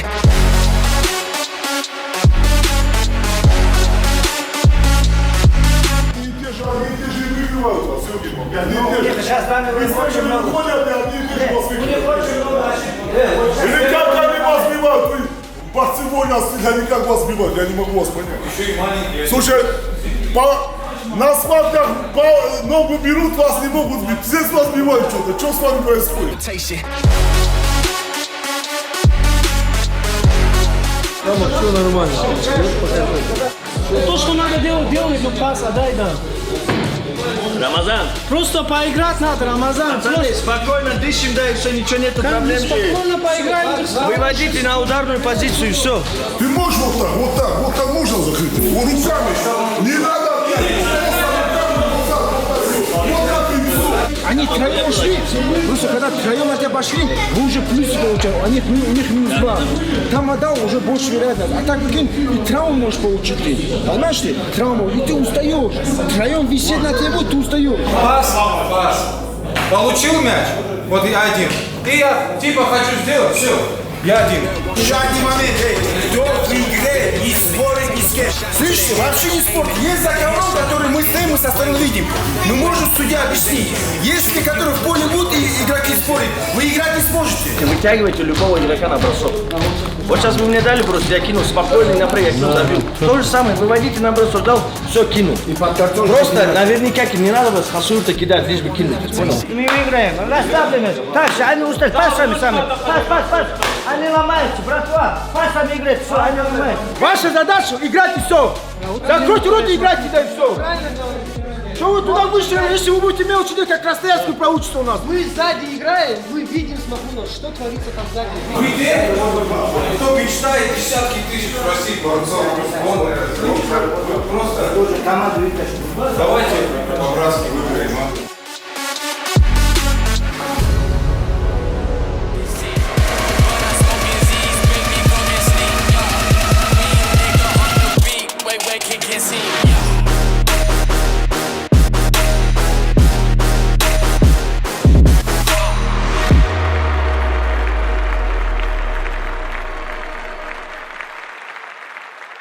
Ну что ж, поехали. Третий период стартовал. ЮРФ против Сколково. И тут же Сколково в атаке. Едва мы успели включиться в продолжение репортажа. А я добавлю, что только что озвучил наше желание, не только комментаторское, но и всех болельщиков. Один из них не хватает данков. Вот надеемся, что в третьем отрезке верим! Будет наконец-таки. Ну, наконец-то я поздравляю тебя! Сколково со штрафного забросила. Я благодарно принимаю поздравления. Чермен Валиев забрасывает со штрафного и сравнивает счет 13-13. Вот сейчас начинается самое интересное. Да, только впереди. Ну и что? Не получается. Радик Валиев с мячом, Разамбек Джамалов разгоняет атаку. Пас на Валиева, Чермена. Пас на... А вот это уже был подарок в исполнении Чермена Валиева только своим соперникам. Двухочковый бросок. 11 номер не попадает. Не получилось. Гитин Газимагомедов по кольцу от ЮРФ. Ну и начинает атаку, успокаивая своих партнеров. Торнике Квитатьяне. Чермен Валиев с мячом. Напрашивается пас на Радика Валиева, но нет. Отдает на Артура Найфонова, которого как неплохо подхватили. Сваливают буквально. Так, очень жестко. Алиев. Прорывается к кольцу 9 номер ЮРФ. Ну и тут, кажется, и вязнет он да, в оборонительных редутах Разамбека Джамалова и Торнике Квитатьяне, которые не дали ему шанса приблизиться к кольцу. Желтую карточку показывает рефери. Ну и сейчас будет штрафной для Алиева Рамазана. Но мне кажется, мог он все-таки забросить, если бы не так затягивал этот момент. С такими габаритами против таких крепких ребят у него, наверное, не было шансов в этом эпизоде, но зато есть шансы. Не штрафной, при розыгрыше. Так, Мутаев. Мутаев. Ну, это действительно Стефан Карри от не попадает. Торнике Квитатьяне падает после очень жесткого прессинга в исполнении Магомеда Гасанова. Но нарушил правила Магомед Гасанов, я так понимаю. Спорный мяч будет.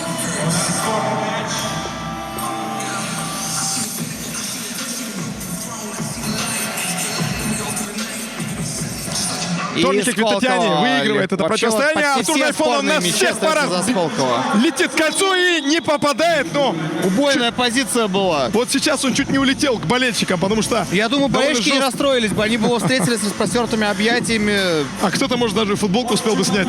Ну, сфоткаться точно успели бы. Это 100%. И вот мне кажется, что эта фотография, это селфи, наверное, 100% имела бы шансы на... лучшую фотографию по итогу и на приз, как раз который за это обещан. Ну, Артур Найфонов сейчас будет исполнять уже третий раз, по-моему, штрафные броски, штрафной бросок. Да, Магомед Гасанов тем временем получает желтую карточку. Мне кажется, что все-таки стоит, как и в баскетболе настоящем, ввести здесь 2 штрафных броска. Если с первого не получилось, то второй... Но все равно здесь зависит от того, какой был бросок. Если изначально бросок был на 2 очка, то, соответственно, будет и штрафной на 2 очка. Радик Валиев не попадает по кольцу. Виталий Нет. Торнике Квитатьяне пытался спасти мяч для своей команды, но не удалось ему это сделать. Шамиль Мутаев. Поехали, разгоняется атака ЮРФ, как Шамиль обычно, Мутаев, да. Но сейчас уже нужно выходить за свою Постоянно половину называем мы зоны. эту фамилию, ну что поделать, если это самый активный игрок команды ЮРФ. Ну вот Алиев только разгоняет сейчас. Так, вновь Мутаев. Ищет продолжение Шамиль вот Мутаев, 11 номер. Не точно, в молоко попадает. Не добрасывает. Гитин К огромному Газимагомедов. К сожалению, да, Газимагомедов. Это был... Хотя мне кажется, что можно было попробовать на ложном движении обойти единственного оставшегося защитника и прорваться под кольцо. Да, остается нам только гадать, что можно было бы, если бы. А вот Разабек Жамалов тем временем рвется к кольцу, обходит одного за другими соперников, но все-таки последний... вот сейчас пытался снять футболку и выступить в роли рестлера, представитель ЮРФ, но увидел, что на этом просто потеряет время. Черменвалиев бросает по кольцу. Не точно. Нет, Мутаев забирает подбор и длинная передача находит. Неплохо. Алиев из-за дуги. Ах, совсем Чуть-чуть рядом. не хватает точности Рашиду Алиеву. Так, разгоняется Алиеву, Сколково. Рамазану, вернее. В этом эпизоде, а вот здесь уже жарко было у кольца Сколково. Вернее, у кольца с ЮРФ. Смотри, 2,5 минуты позади в третьем периоде. По-прежнему 13-13 у нас. Очень напряженное противостояние. Вот то, что взяли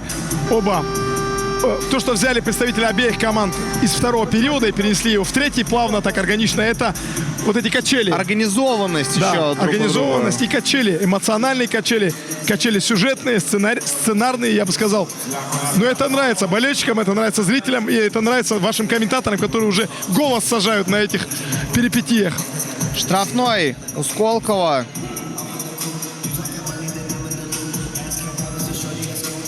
Так, ну что же, будет второй успех за этот период со штрафного? Да! Есть!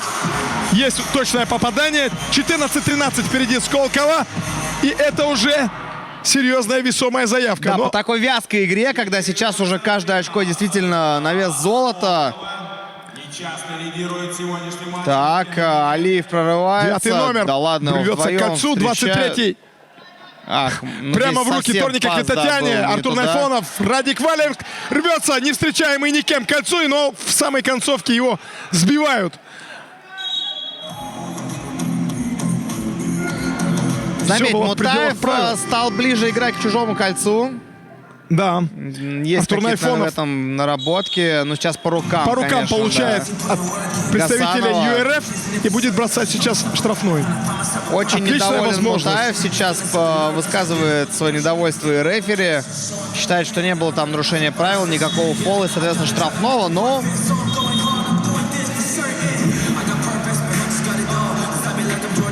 Если бы у меня была возможность назначать не пенальтиста, а штрафника, да, назовем это так, то я бы все штрафные давал бросать, наверное, Радику Валиеву либо Чермену Валиеву.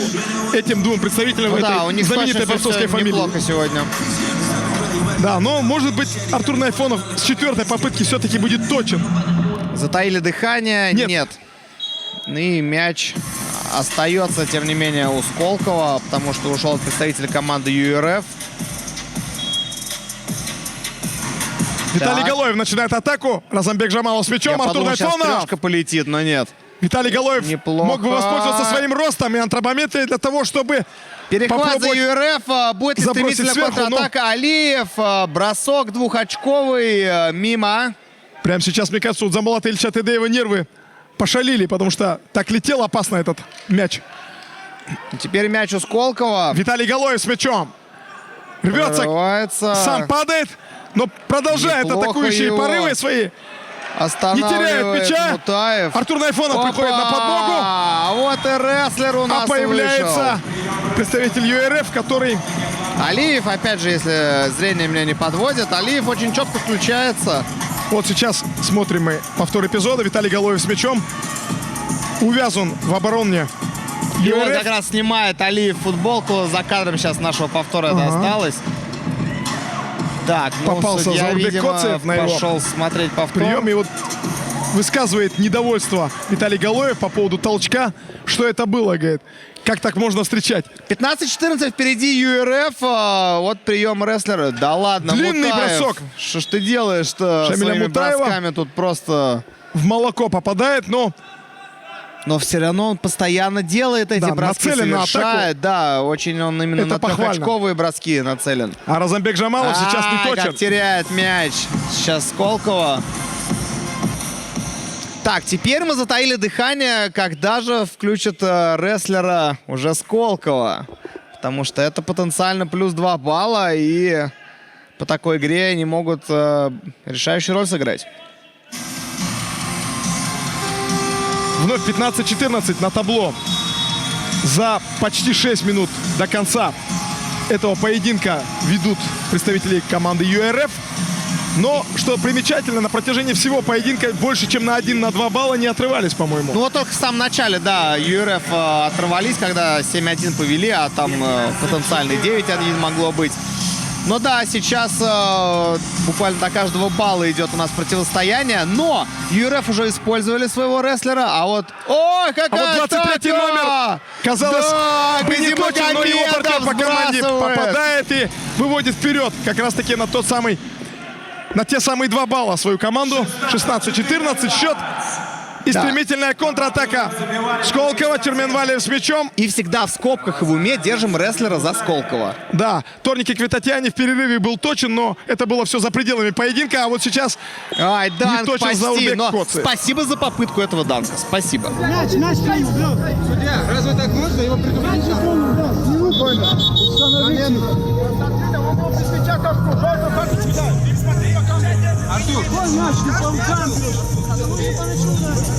Да, очень интересно у нас события, конечно, развиваются в этом противостоянии. Фиолетовый толкнул без... И, конечно, чуть-чуть большего нерва мы ожидали от той и другой команды. Конечно, были такие угрозы перед этим поединком, что вот мы вам покажем. Да, показывают на ковре, хотел сказать, на площадке, но пока не показывают с точки зрения интриги и сюжета, да? Вот ну именно... как, интрига и сюжет прекрасный у нас. Я имею в виду, балл в балл идут я имею в буквально. виду интриги, ожидания вот этих разборок. Все-таки мне, знаешь, что кажется? Мне кажется, что где-то под самый занавес какой-то сюрприз можно разгорится, ожидать. Да? Знаешь, я привык задавать себе самому вопрос, а что бы в этой ситуации сделал, ну, допустим, Майкл Джордан, да? Майкл Джордан как-то сказал, что в самые решающие, ответственные моменты своих поединков, когда дела шли из рук вон плохо, ему требовалось где-то сесть, была возможность, если тайм-аута, например, обсудить это все самим собой, наедине, решить план действий и не замедливать с его реализацией. Вот сейчас то же самое нужно, мне кажется, сделать представителям Сколково, которые идут в атаку. На перехвате, хорошо. Торники Квитатьяне с мячом Алехандро Браилов. Бросок на длинный. 2 балла, подбор ну, никак не идет. за Гасану. Вот, и, собственно, рестлер выходит из команды Сколково. Да, Черменвалиев отлично справляется со своей обязанностью. Или же со своей инициативой, которую он предпринял. Да, вот Алиев прозевал эту потенциальную атаку своего оппонента. И теперь у нас 16-16 за 5 минут до конца этой встречи. И мяч у Сколково. Погнали. 16-16, ровно 5 минут до конца. Заурбек Коци с мячом. Виталий Галоев, Алехандро Браилов. Веером разгоняется атака Сколково. Артур Найфонов продвигается к кольцу. Красиво сбросил мяч. Пасует на Черменвалиева. Бросок по кольцу. И данк, казалось, назревает в исполнении Заурбека Коци. Его не точно. Теперь контратака Шамиль у Мутаев ЮРФ. Ну и недовольно сейчас бросает мячом Мутаев в пол. не заметил эту линию аута и вышел за пределы площадки. Раздосадован 10-й номер ЮРФ. Один из самых эффективных ее игроков. Ну что поделать, правило есть правило. Алехандро Браилов тем временем начинает атаку борцов. Так, но пока что всех партнеров разобрали. Так, Черменвалиев. Неплохо. Газимагомедов заставил своего соперника ошибиться. И в итоге потеряли мяч представители Сколково. И ЮРФ сейчас попробует свою атаку уже начать. Интересно, будут ли выводить сейчас на бросок Мутаева постоянно? А вот выходит Джокер. Это не борец. Это, наверное, кто-то из друзей этой команды, поскольку сразу вижу издалека, что это этот 8-й номер, который выходит, он сразу же падает. Ой, ну какой пас неточный, но, правда, старается и борется за подбор. Возвращает мяч своей команде. Красавчик. Алиев Рамазан, казалось, начинает эту атаку, которая могла быть опасной, но наталкивается она на жесткую встречу в исполнении представителей Сколково. И тут такая Желтая неразбериха, карточка. страсти разгораются. Но вроде бы за счет желтой карточки утихли. Торники Квитатяне очень немилостиво встретил своего оппонента. Мутаев вывел мяч из Артур аута. Найфонов Алиев не сумел удержать мяч. двухочковый нет. И вот здесь уже как раз вот этот И восьмой номер. раскатывается контратака Сколково. Перехват от ЮРФ. И вот сейчас Мутаев может побежать, если его заметит Гасанов. Вот Шамиль Мутаев опять бросает, но здесь уже очень неточно. совсем. Прям сразу было видно, что кипишнул. не назовем так. угрожает этот бросок ничему. Во всяком случае, спокойствию представителей Сколково точно. А Торники Квитатяне вместе с Джокером под номером 8 начинают эту атаку. Ой, своей какой командой хороший рвется кольцо выход под Торники и кольцо. забивает. Выводя Да. вперед на 1 балл свою команду. 17-16 впереди Сколково. Очень И 3 интересно, минуты чем 30 секунд ответит до ЮРФ. конца. Так, атака. Алиев дает пас. 11 номер с мячом. Ахмед Дибирова останавливает Накрывает сейчас его броском. Алихан Джабраилов, забирает мяч. И напрашивается длинная передача, но не на кого. Ну вот сейчас вот на левом фланге Артур атаки Найфонов стоит совсем сигнализирует, один. Да. Но его уже стерегут. Стережет 11 номер. Закончились 15 секунд на выход со своей зоны у Сколково. И сейчас будет мяч под контролем ЮРФ.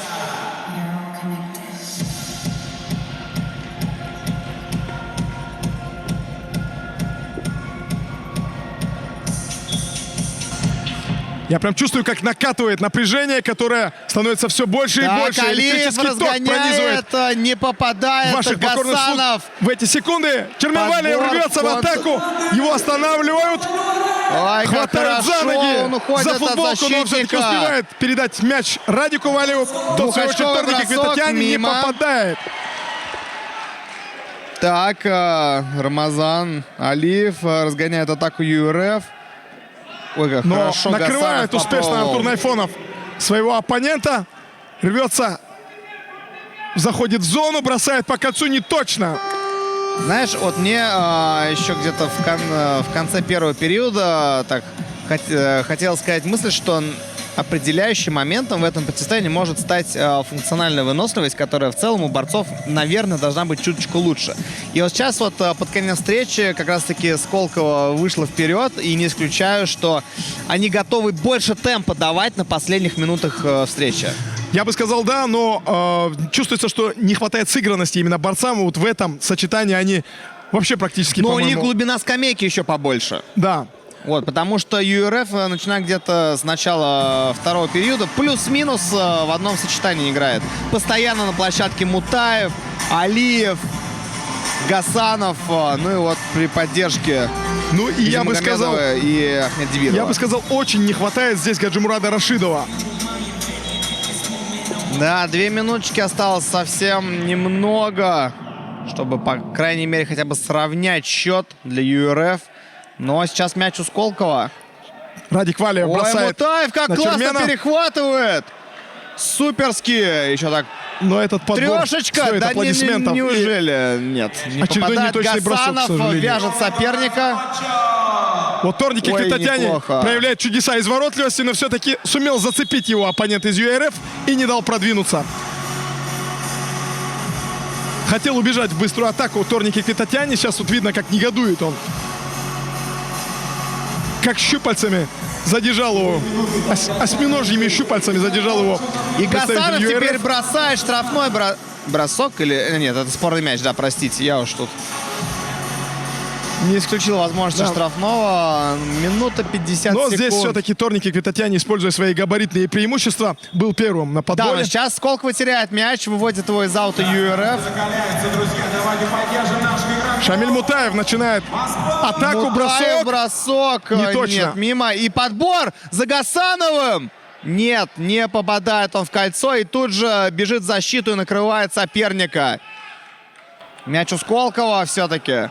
Тот самый Джокер под номером 8.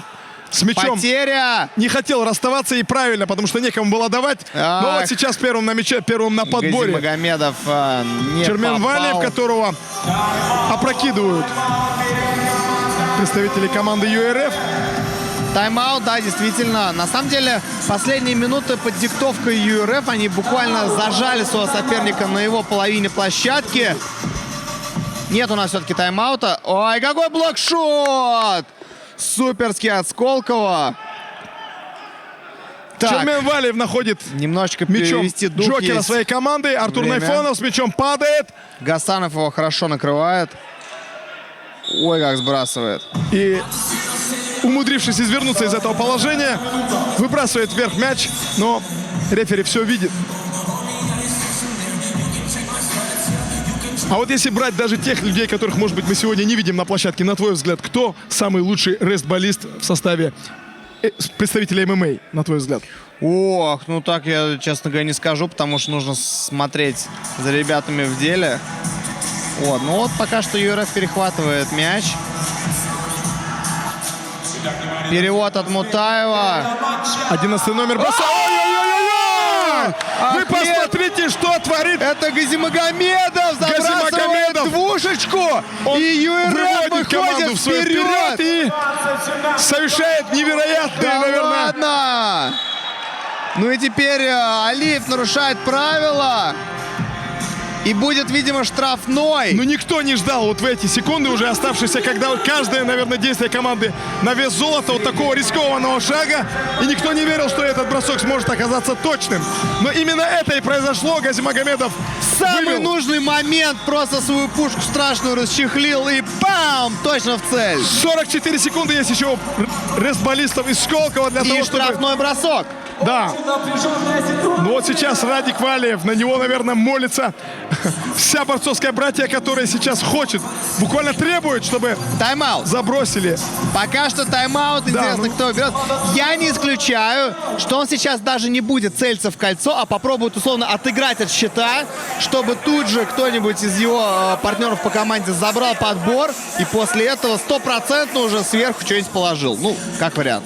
Я с тобой согласен, но мне кажется, с точки зрения тренера, очень грамотно поступил сейчас Хаджимурад Магомедов, который не дал бросить этот штрафной бросок, а взял сначала... Ну, успокоиться, да, успокоить, конечно. Потому что сейчас шло не под диктовку его подопечных, весь этот сценарий поединка, и поэтому как раз, возможно, на пользу им пойдет этот такой небольшой перерыв, в ходе которого он дает ценные рекомендации своим подопечным и, может быть, обновленная и замотивированная выйдет команда. Хотя, что же уж тут еще нужно сделать для того, чтобы мотивироваться за 44 секунды до конца этого поединка. Проигрывает всего лишь 1 балл команда Сколково. И есть возможность не просто выйти вперед, сравнять счет, а выйти вперед.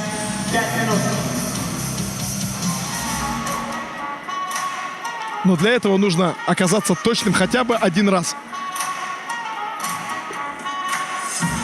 Заканчивается потихонечку тайм-аут. Уже завершен он. Вот в борьбе, что вольно, что греко-римская, 44 секунды — это не целая вечность, но это еще комфортное время для того, чтобы провести даже несколько атак, когда судьба поединка висит на волоске. В рестболе пока не совсем понятно, потому что в зависимости от того, кто играет, наверное, в этом поединке, как ты думаешь? Ну, есть время, определенно есть время. Ну, и опять же, я бы все-таки наставил на том, чтобы Сколково сейчас не пытались сравнять счет, потому что будет атака тогда за ЮРФ. А вот именно разыграть это штрафной от счета еще как-нибудь, вот тогда уже, да. И можно будет свою атаку чуть больше времени ей уделить. И даже вывести на 2-очковый бросок и выйти вперед. Но это чревато тем, что в случае неудачного броска... Так, я встану на штрафной. Я встану. Ну, что будет? Бросок Радика Валиева не точный, садись обратно. Еще один бросок. Не попадает 2-й раз. Подбор за Сколково пока что. Ну, будет ли попадание? Радик Валиев идет к кольцу, не попадает. Вы посмотрите, да ладно, что происходит. Убойная позиция буквально была. в смысле слова. Тортики Квитатьяне своих вязали. Да ладно! Тортики Квитатьяне попадает, он точен. Ничья. 18-18, но есть еще 19 секунд на атаку у представителей ЮРФ. Будет ли попадание? Алиев пошел вперед и... Выходит он за пределы площадки, останавливает его защитник. И сейчас Мяч уже у Сколковой. Теперь они могут перевернуть этот матч. Да, есть 12 секунд и... Почему бы нет? Почему бы не бросить? А мне кажется, что надо попробовать бросить на 3 очка и... Не, зачем на 3 очка? Просто развести атаку. Радик Валиев рвется к кольцу, не точно! Перехват. И Тортики Квитатяне, решай! Нет! Последняя секунда и... Артур Найфонов все. стелется буквально по площадке, но нет! У нас тайм-аут. Перед овертаймом.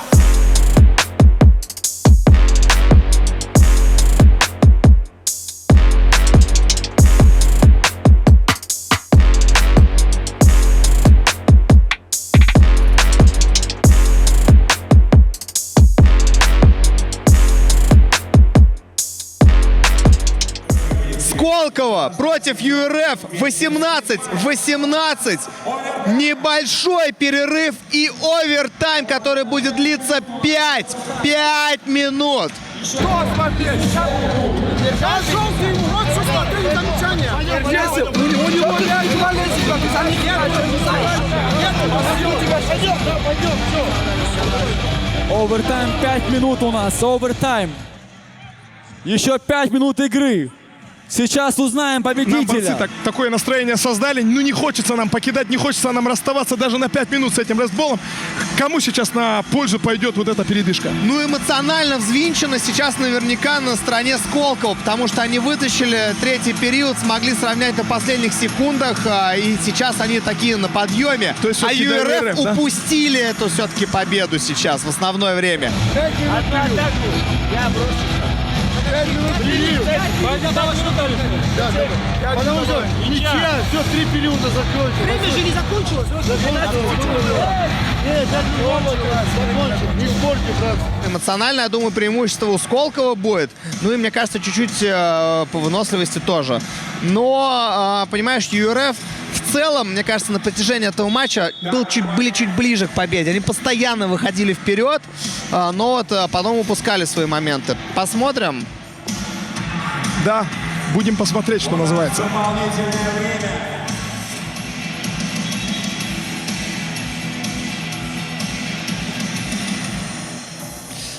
Так, я так понимаю, что в овертайме также, возможно, позиция рестлера. Друзья, у нас овертайм.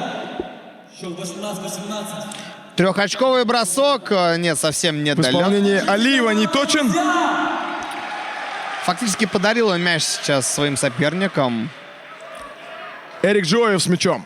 Разамбек Жамалов. Раскатывает позиционную атаку. Хорошо Радик Валиев рвется к кольцу, но пока это сделать тяжело, поскольку Серия очень насыщена оборонительная линия ЮРФ. Мимо. Боевыми единицами. И вот сейчас 9-й номер. Вновь с мячом, но пасует назад на Шамиля Мутаева. Тот, в свою очередь, на левый край. Газимагомедов с мячом. Распасовка. Пас. Выцеливают атаку. 9-й номер Алиев. Подбирает мяч, все в порядке, атака продолжается. Длинная передача. Но тут уже от Сколково, был Давид Баев, очень точен. Кажется, мяч ушел Собрано. от Сколково, да. И... Отработал в обороне и не позволил своему оппоненту. Ой-ой-ой-ой-ой! Бросоки попадают. Представители ЮРФ.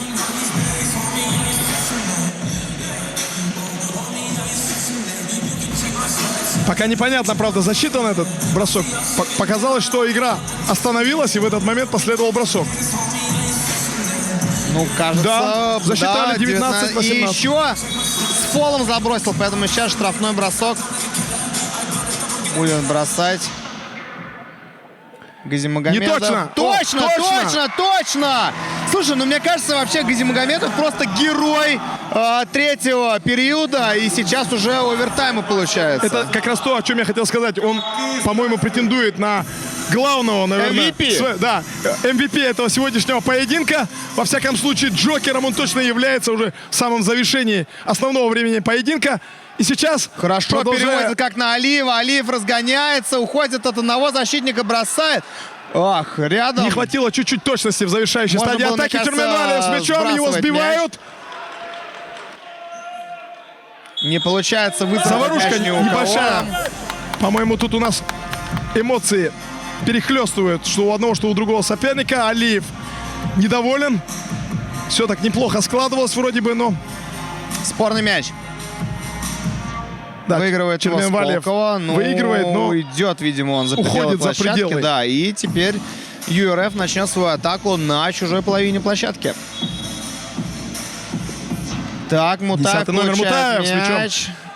И тут же Гасанова там завалили. Куча мала. У нас небольшая мяч. Разамбек у Сколково. Жамалов поднимается, пасует на Эрика Джоева. Тот, в свою очередь, Давиду Баеву. Разгоняется по правому флангу, прорывается к концу. Да ладно. Нет! К сожалению, не хватает, не знаю, может быть, пространства. Уже слишком разогнался, и уже из-под кольца как-то неудобно было бросать Баеву. Что сейчас скажет рефери? Мяч у ЮРФ. Вот еще раз Всё в прорыв порядке. Давида Баева, как заправский хавбек, если из футбола брать выражение, рвался по правому флангу. Мяч у ЮРФ. Нужно им выходить с своей половины площадки, потому что может закончиться уже время. Так, Газимагомедов. Хорошо. Гасанов, Газимагомедов, Мутаев, Алиев. Ну, перемудрили. Знауркоцев разыгрывает. Разамбек Жамалов. Ай, как Разамбек хорошо. Жамалов вновь с Алиев мячом. Давид Баев. останавливает. Радик Валя. Не точно, к сожалению, для Сколково. Мутаев. Ай-яй-яй-яй. Перехватывает первым на подборе Знауркоцев с мячом. Хорошо, Алиев Теряет сейчас мяч. его подкараулил. Половина овертайма у нас позади. Соответственно, как несложно почитать, даже несмотря на то, что я гуманитарий, половина еще впереди. Выходит на замену Артур Найфонов. Как я напоминаю, один из самых эффективных представителей команды Сколково и Торники Квитатьяне. А уходит Давид Баев. К сожалению, на мой взгляд, его можно было оставить. Но ты знаешь, такой ритм появился в этой игре. Залихватский, я бы сказал, бросает по кольцу. Черменвалиев. Разамбек Подбор за Жамалов. Сколково, и мяч покидает пределы площадки. Но по-прежнему он у Сколково. Ой, неплохо под кольцо. Торники Квитатьяне падает. Атакуемый И замерли. представителем Мухаммадом Гасановым, по-моему. Да, Магомед Гасанов не только в атакующих действиях, но и в обороне отрабатывает за себя и за того парня, что называется. Торники Квитатьяне, по-моему, неудачно приземлился.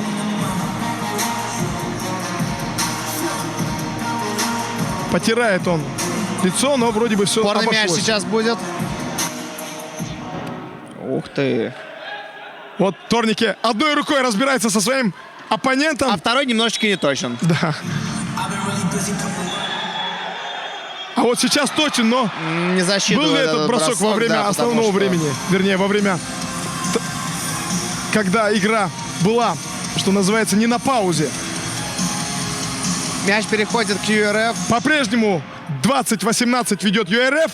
Рашид Алиев уходит от атак. Разгоняет Заура Коцева, Газимагомедов. который Ну его что, бросок от Гасанова сейчас очень увидим. жестоко встречал, но И вот... не сумел удержать. Ахмед Дибиров Ой-ой-ой-ой-ой! точен! Двушечка! Точно в цель от Ахмед Дибирова! И вот это впервые на протяжении всего поединка, когда на 3 балла выходит вперед. Прошу прощения, не двушечка, это однушечка полетела, извините, как в морском бое. Подбил пока что однопалубный корабль. Но очень опасно, на самом деле, на 3 очка оторвалась команда За ЮРФ во минуту времени. 40 до конца, это внушительно. Штрафной у Сколково.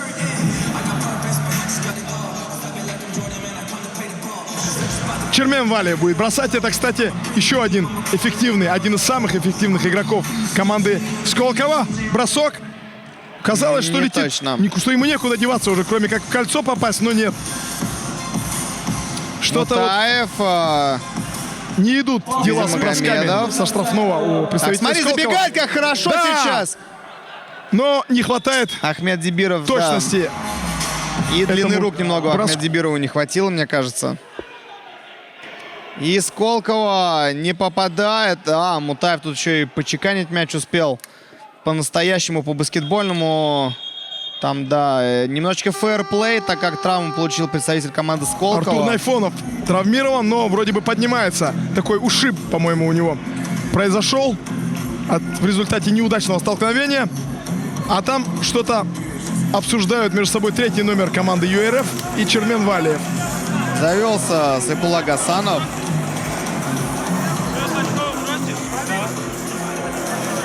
Так, ну здоровья, конечно, мы пожелаем игроку Сколково. Ну и выходит на площадку Алихан Жабраилов. Алихан Жабраилов, Виталий Галоев пополняют ряды команды Сколково. Там такая тяжелая артиллерия в ход идет. Алихан Жабраилов 97 килограммов, представитель весовой категории Торники Квитатьяни тоже. Виталий Галоев 125. Артур Найфонов 86. И только лишь Чермен Валиев 74 килограмма. Вот такая группа атаки Сколково, которой предстоит защищать честь и которой предстоит сократить отставание. Отыграть 3 очка, это как бы очень большой разрыв сейчас по такой игре. Ох, жестко встречает Виталий Галоев своего оппонента. Сколково теряет мяч по Магомеда перехвате. Гасанова. Алиев получает мяч, бросок. Нет. Я уже было замер. Все замерли, да. Весь стадион замер. Алихан Жабраилов точно передачи находит Артура Найфонова. Виталий Галоев! Как сейчас спас защитник. Кажется, это Мутаев был. В динамике не успел я разглядеть, но спас он своим защитным действием. Эх! Последняя как потом минута. Будут хвататься за голову представители Овертайма. Сколково, если сейчас они не сумеют воспользоваться своими возможностями, которых остается все меньше и меньше. ЮРФ ведет со счетом 21-18 и находится в атаке. Отдает мяч представителям Сколково. 46,5 секунд. Алихан Жабраилов бросает по концу. Нет, Ой, не ну точно. рядом на самом деле. Ну, в душку попадает. Да, команде Сколково надо рисковать. Да, сейчас уже действительно. Ну а ЮРФ может чуть-чуть время потянуть. Имеет право. Да, вот так спокойненько поразбрасывал. О, неплохо. Длинная передача находит своего партнера по команде. Мутаев борется за мяч. Нет, Артур Найфонов убегает. Рвется к концу, отдает Торники Квитатьяни, напрашивается передача на Галоева, но нет. Галоев первый на подборе, кажется, казалось бы, должен был быть, но нет. Артур Найфонов продолжает атаку. Торники Квитатьяни с мячом. Длинный бросок. Не точно. Подбор за ЮРФ, ну и что же? Уже сейчас, по-моему, уже не хватает времени. Если бы сейчас залетело, это просто сумасшествие. Для того, чтобы отыграться. Сколково последний секунд. Лидером ЮРФ, который побеждает в этом первом поединке. Выбегают на поле. Все представители этой команды во главе тренерского штаба. Рокки, который вскидывает победно руки вверх. Это победа, это наши поздравления команде United Russian Fighters, ну и безусловно уважение Сколково, которые делали все, что было в их силах, но их не хватило для того, чтобы не хватило, возможно, вариативности, на твой взгляд, да? Для того, чтобы отыграться. Да, но я считаю, что это просто сумасшедшее начало сезона, сумасшедший старт рестбола. Максимально достойные друг друга соперники.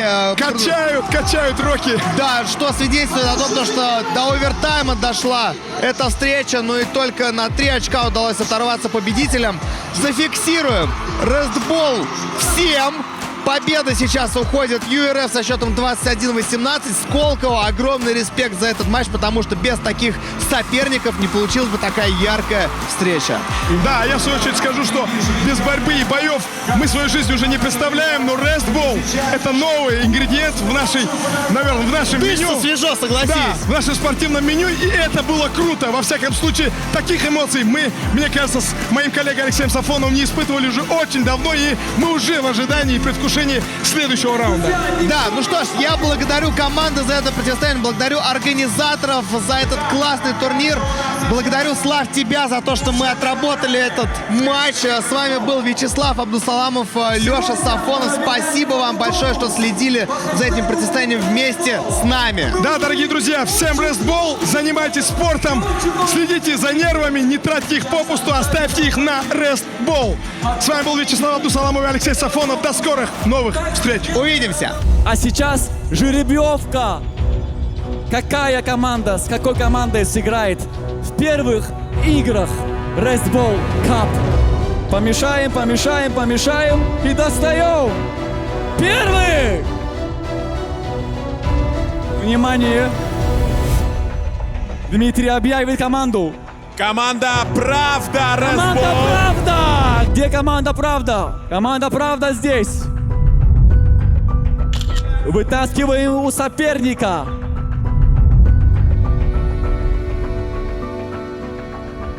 Дмитрий откроет и назовет эту команду. Кто же станет соперником «Правды»?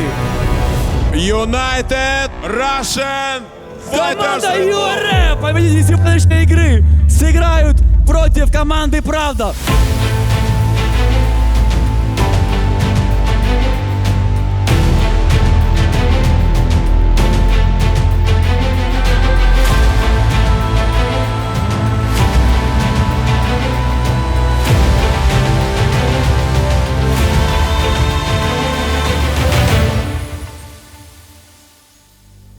Итак,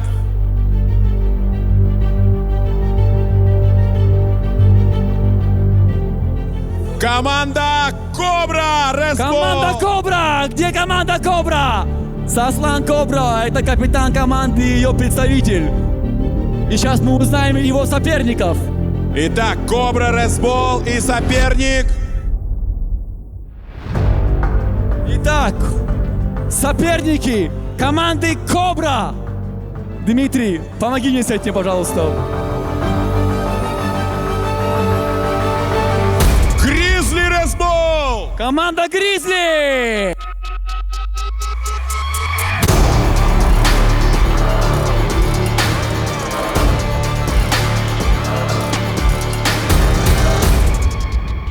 Идем дальше, внимание! Я достаю команду. Одну Дима. Команда Сколково Red Bull. Команда Сколково Red Bull. Кто же будет их соперник? Давайте посмотрим. Соперник команды Сколково. Команда Вашингтон Кэпитал. Шутка Асата. Команда Асата.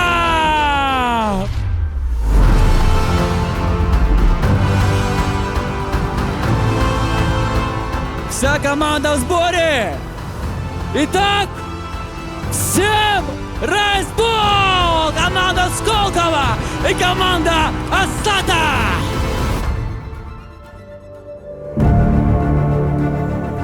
Одна команда у Дмитрия. Команда. Знак вопроса. Команда под вопросом. Мы обязательно объявим эту команду совсем скоро.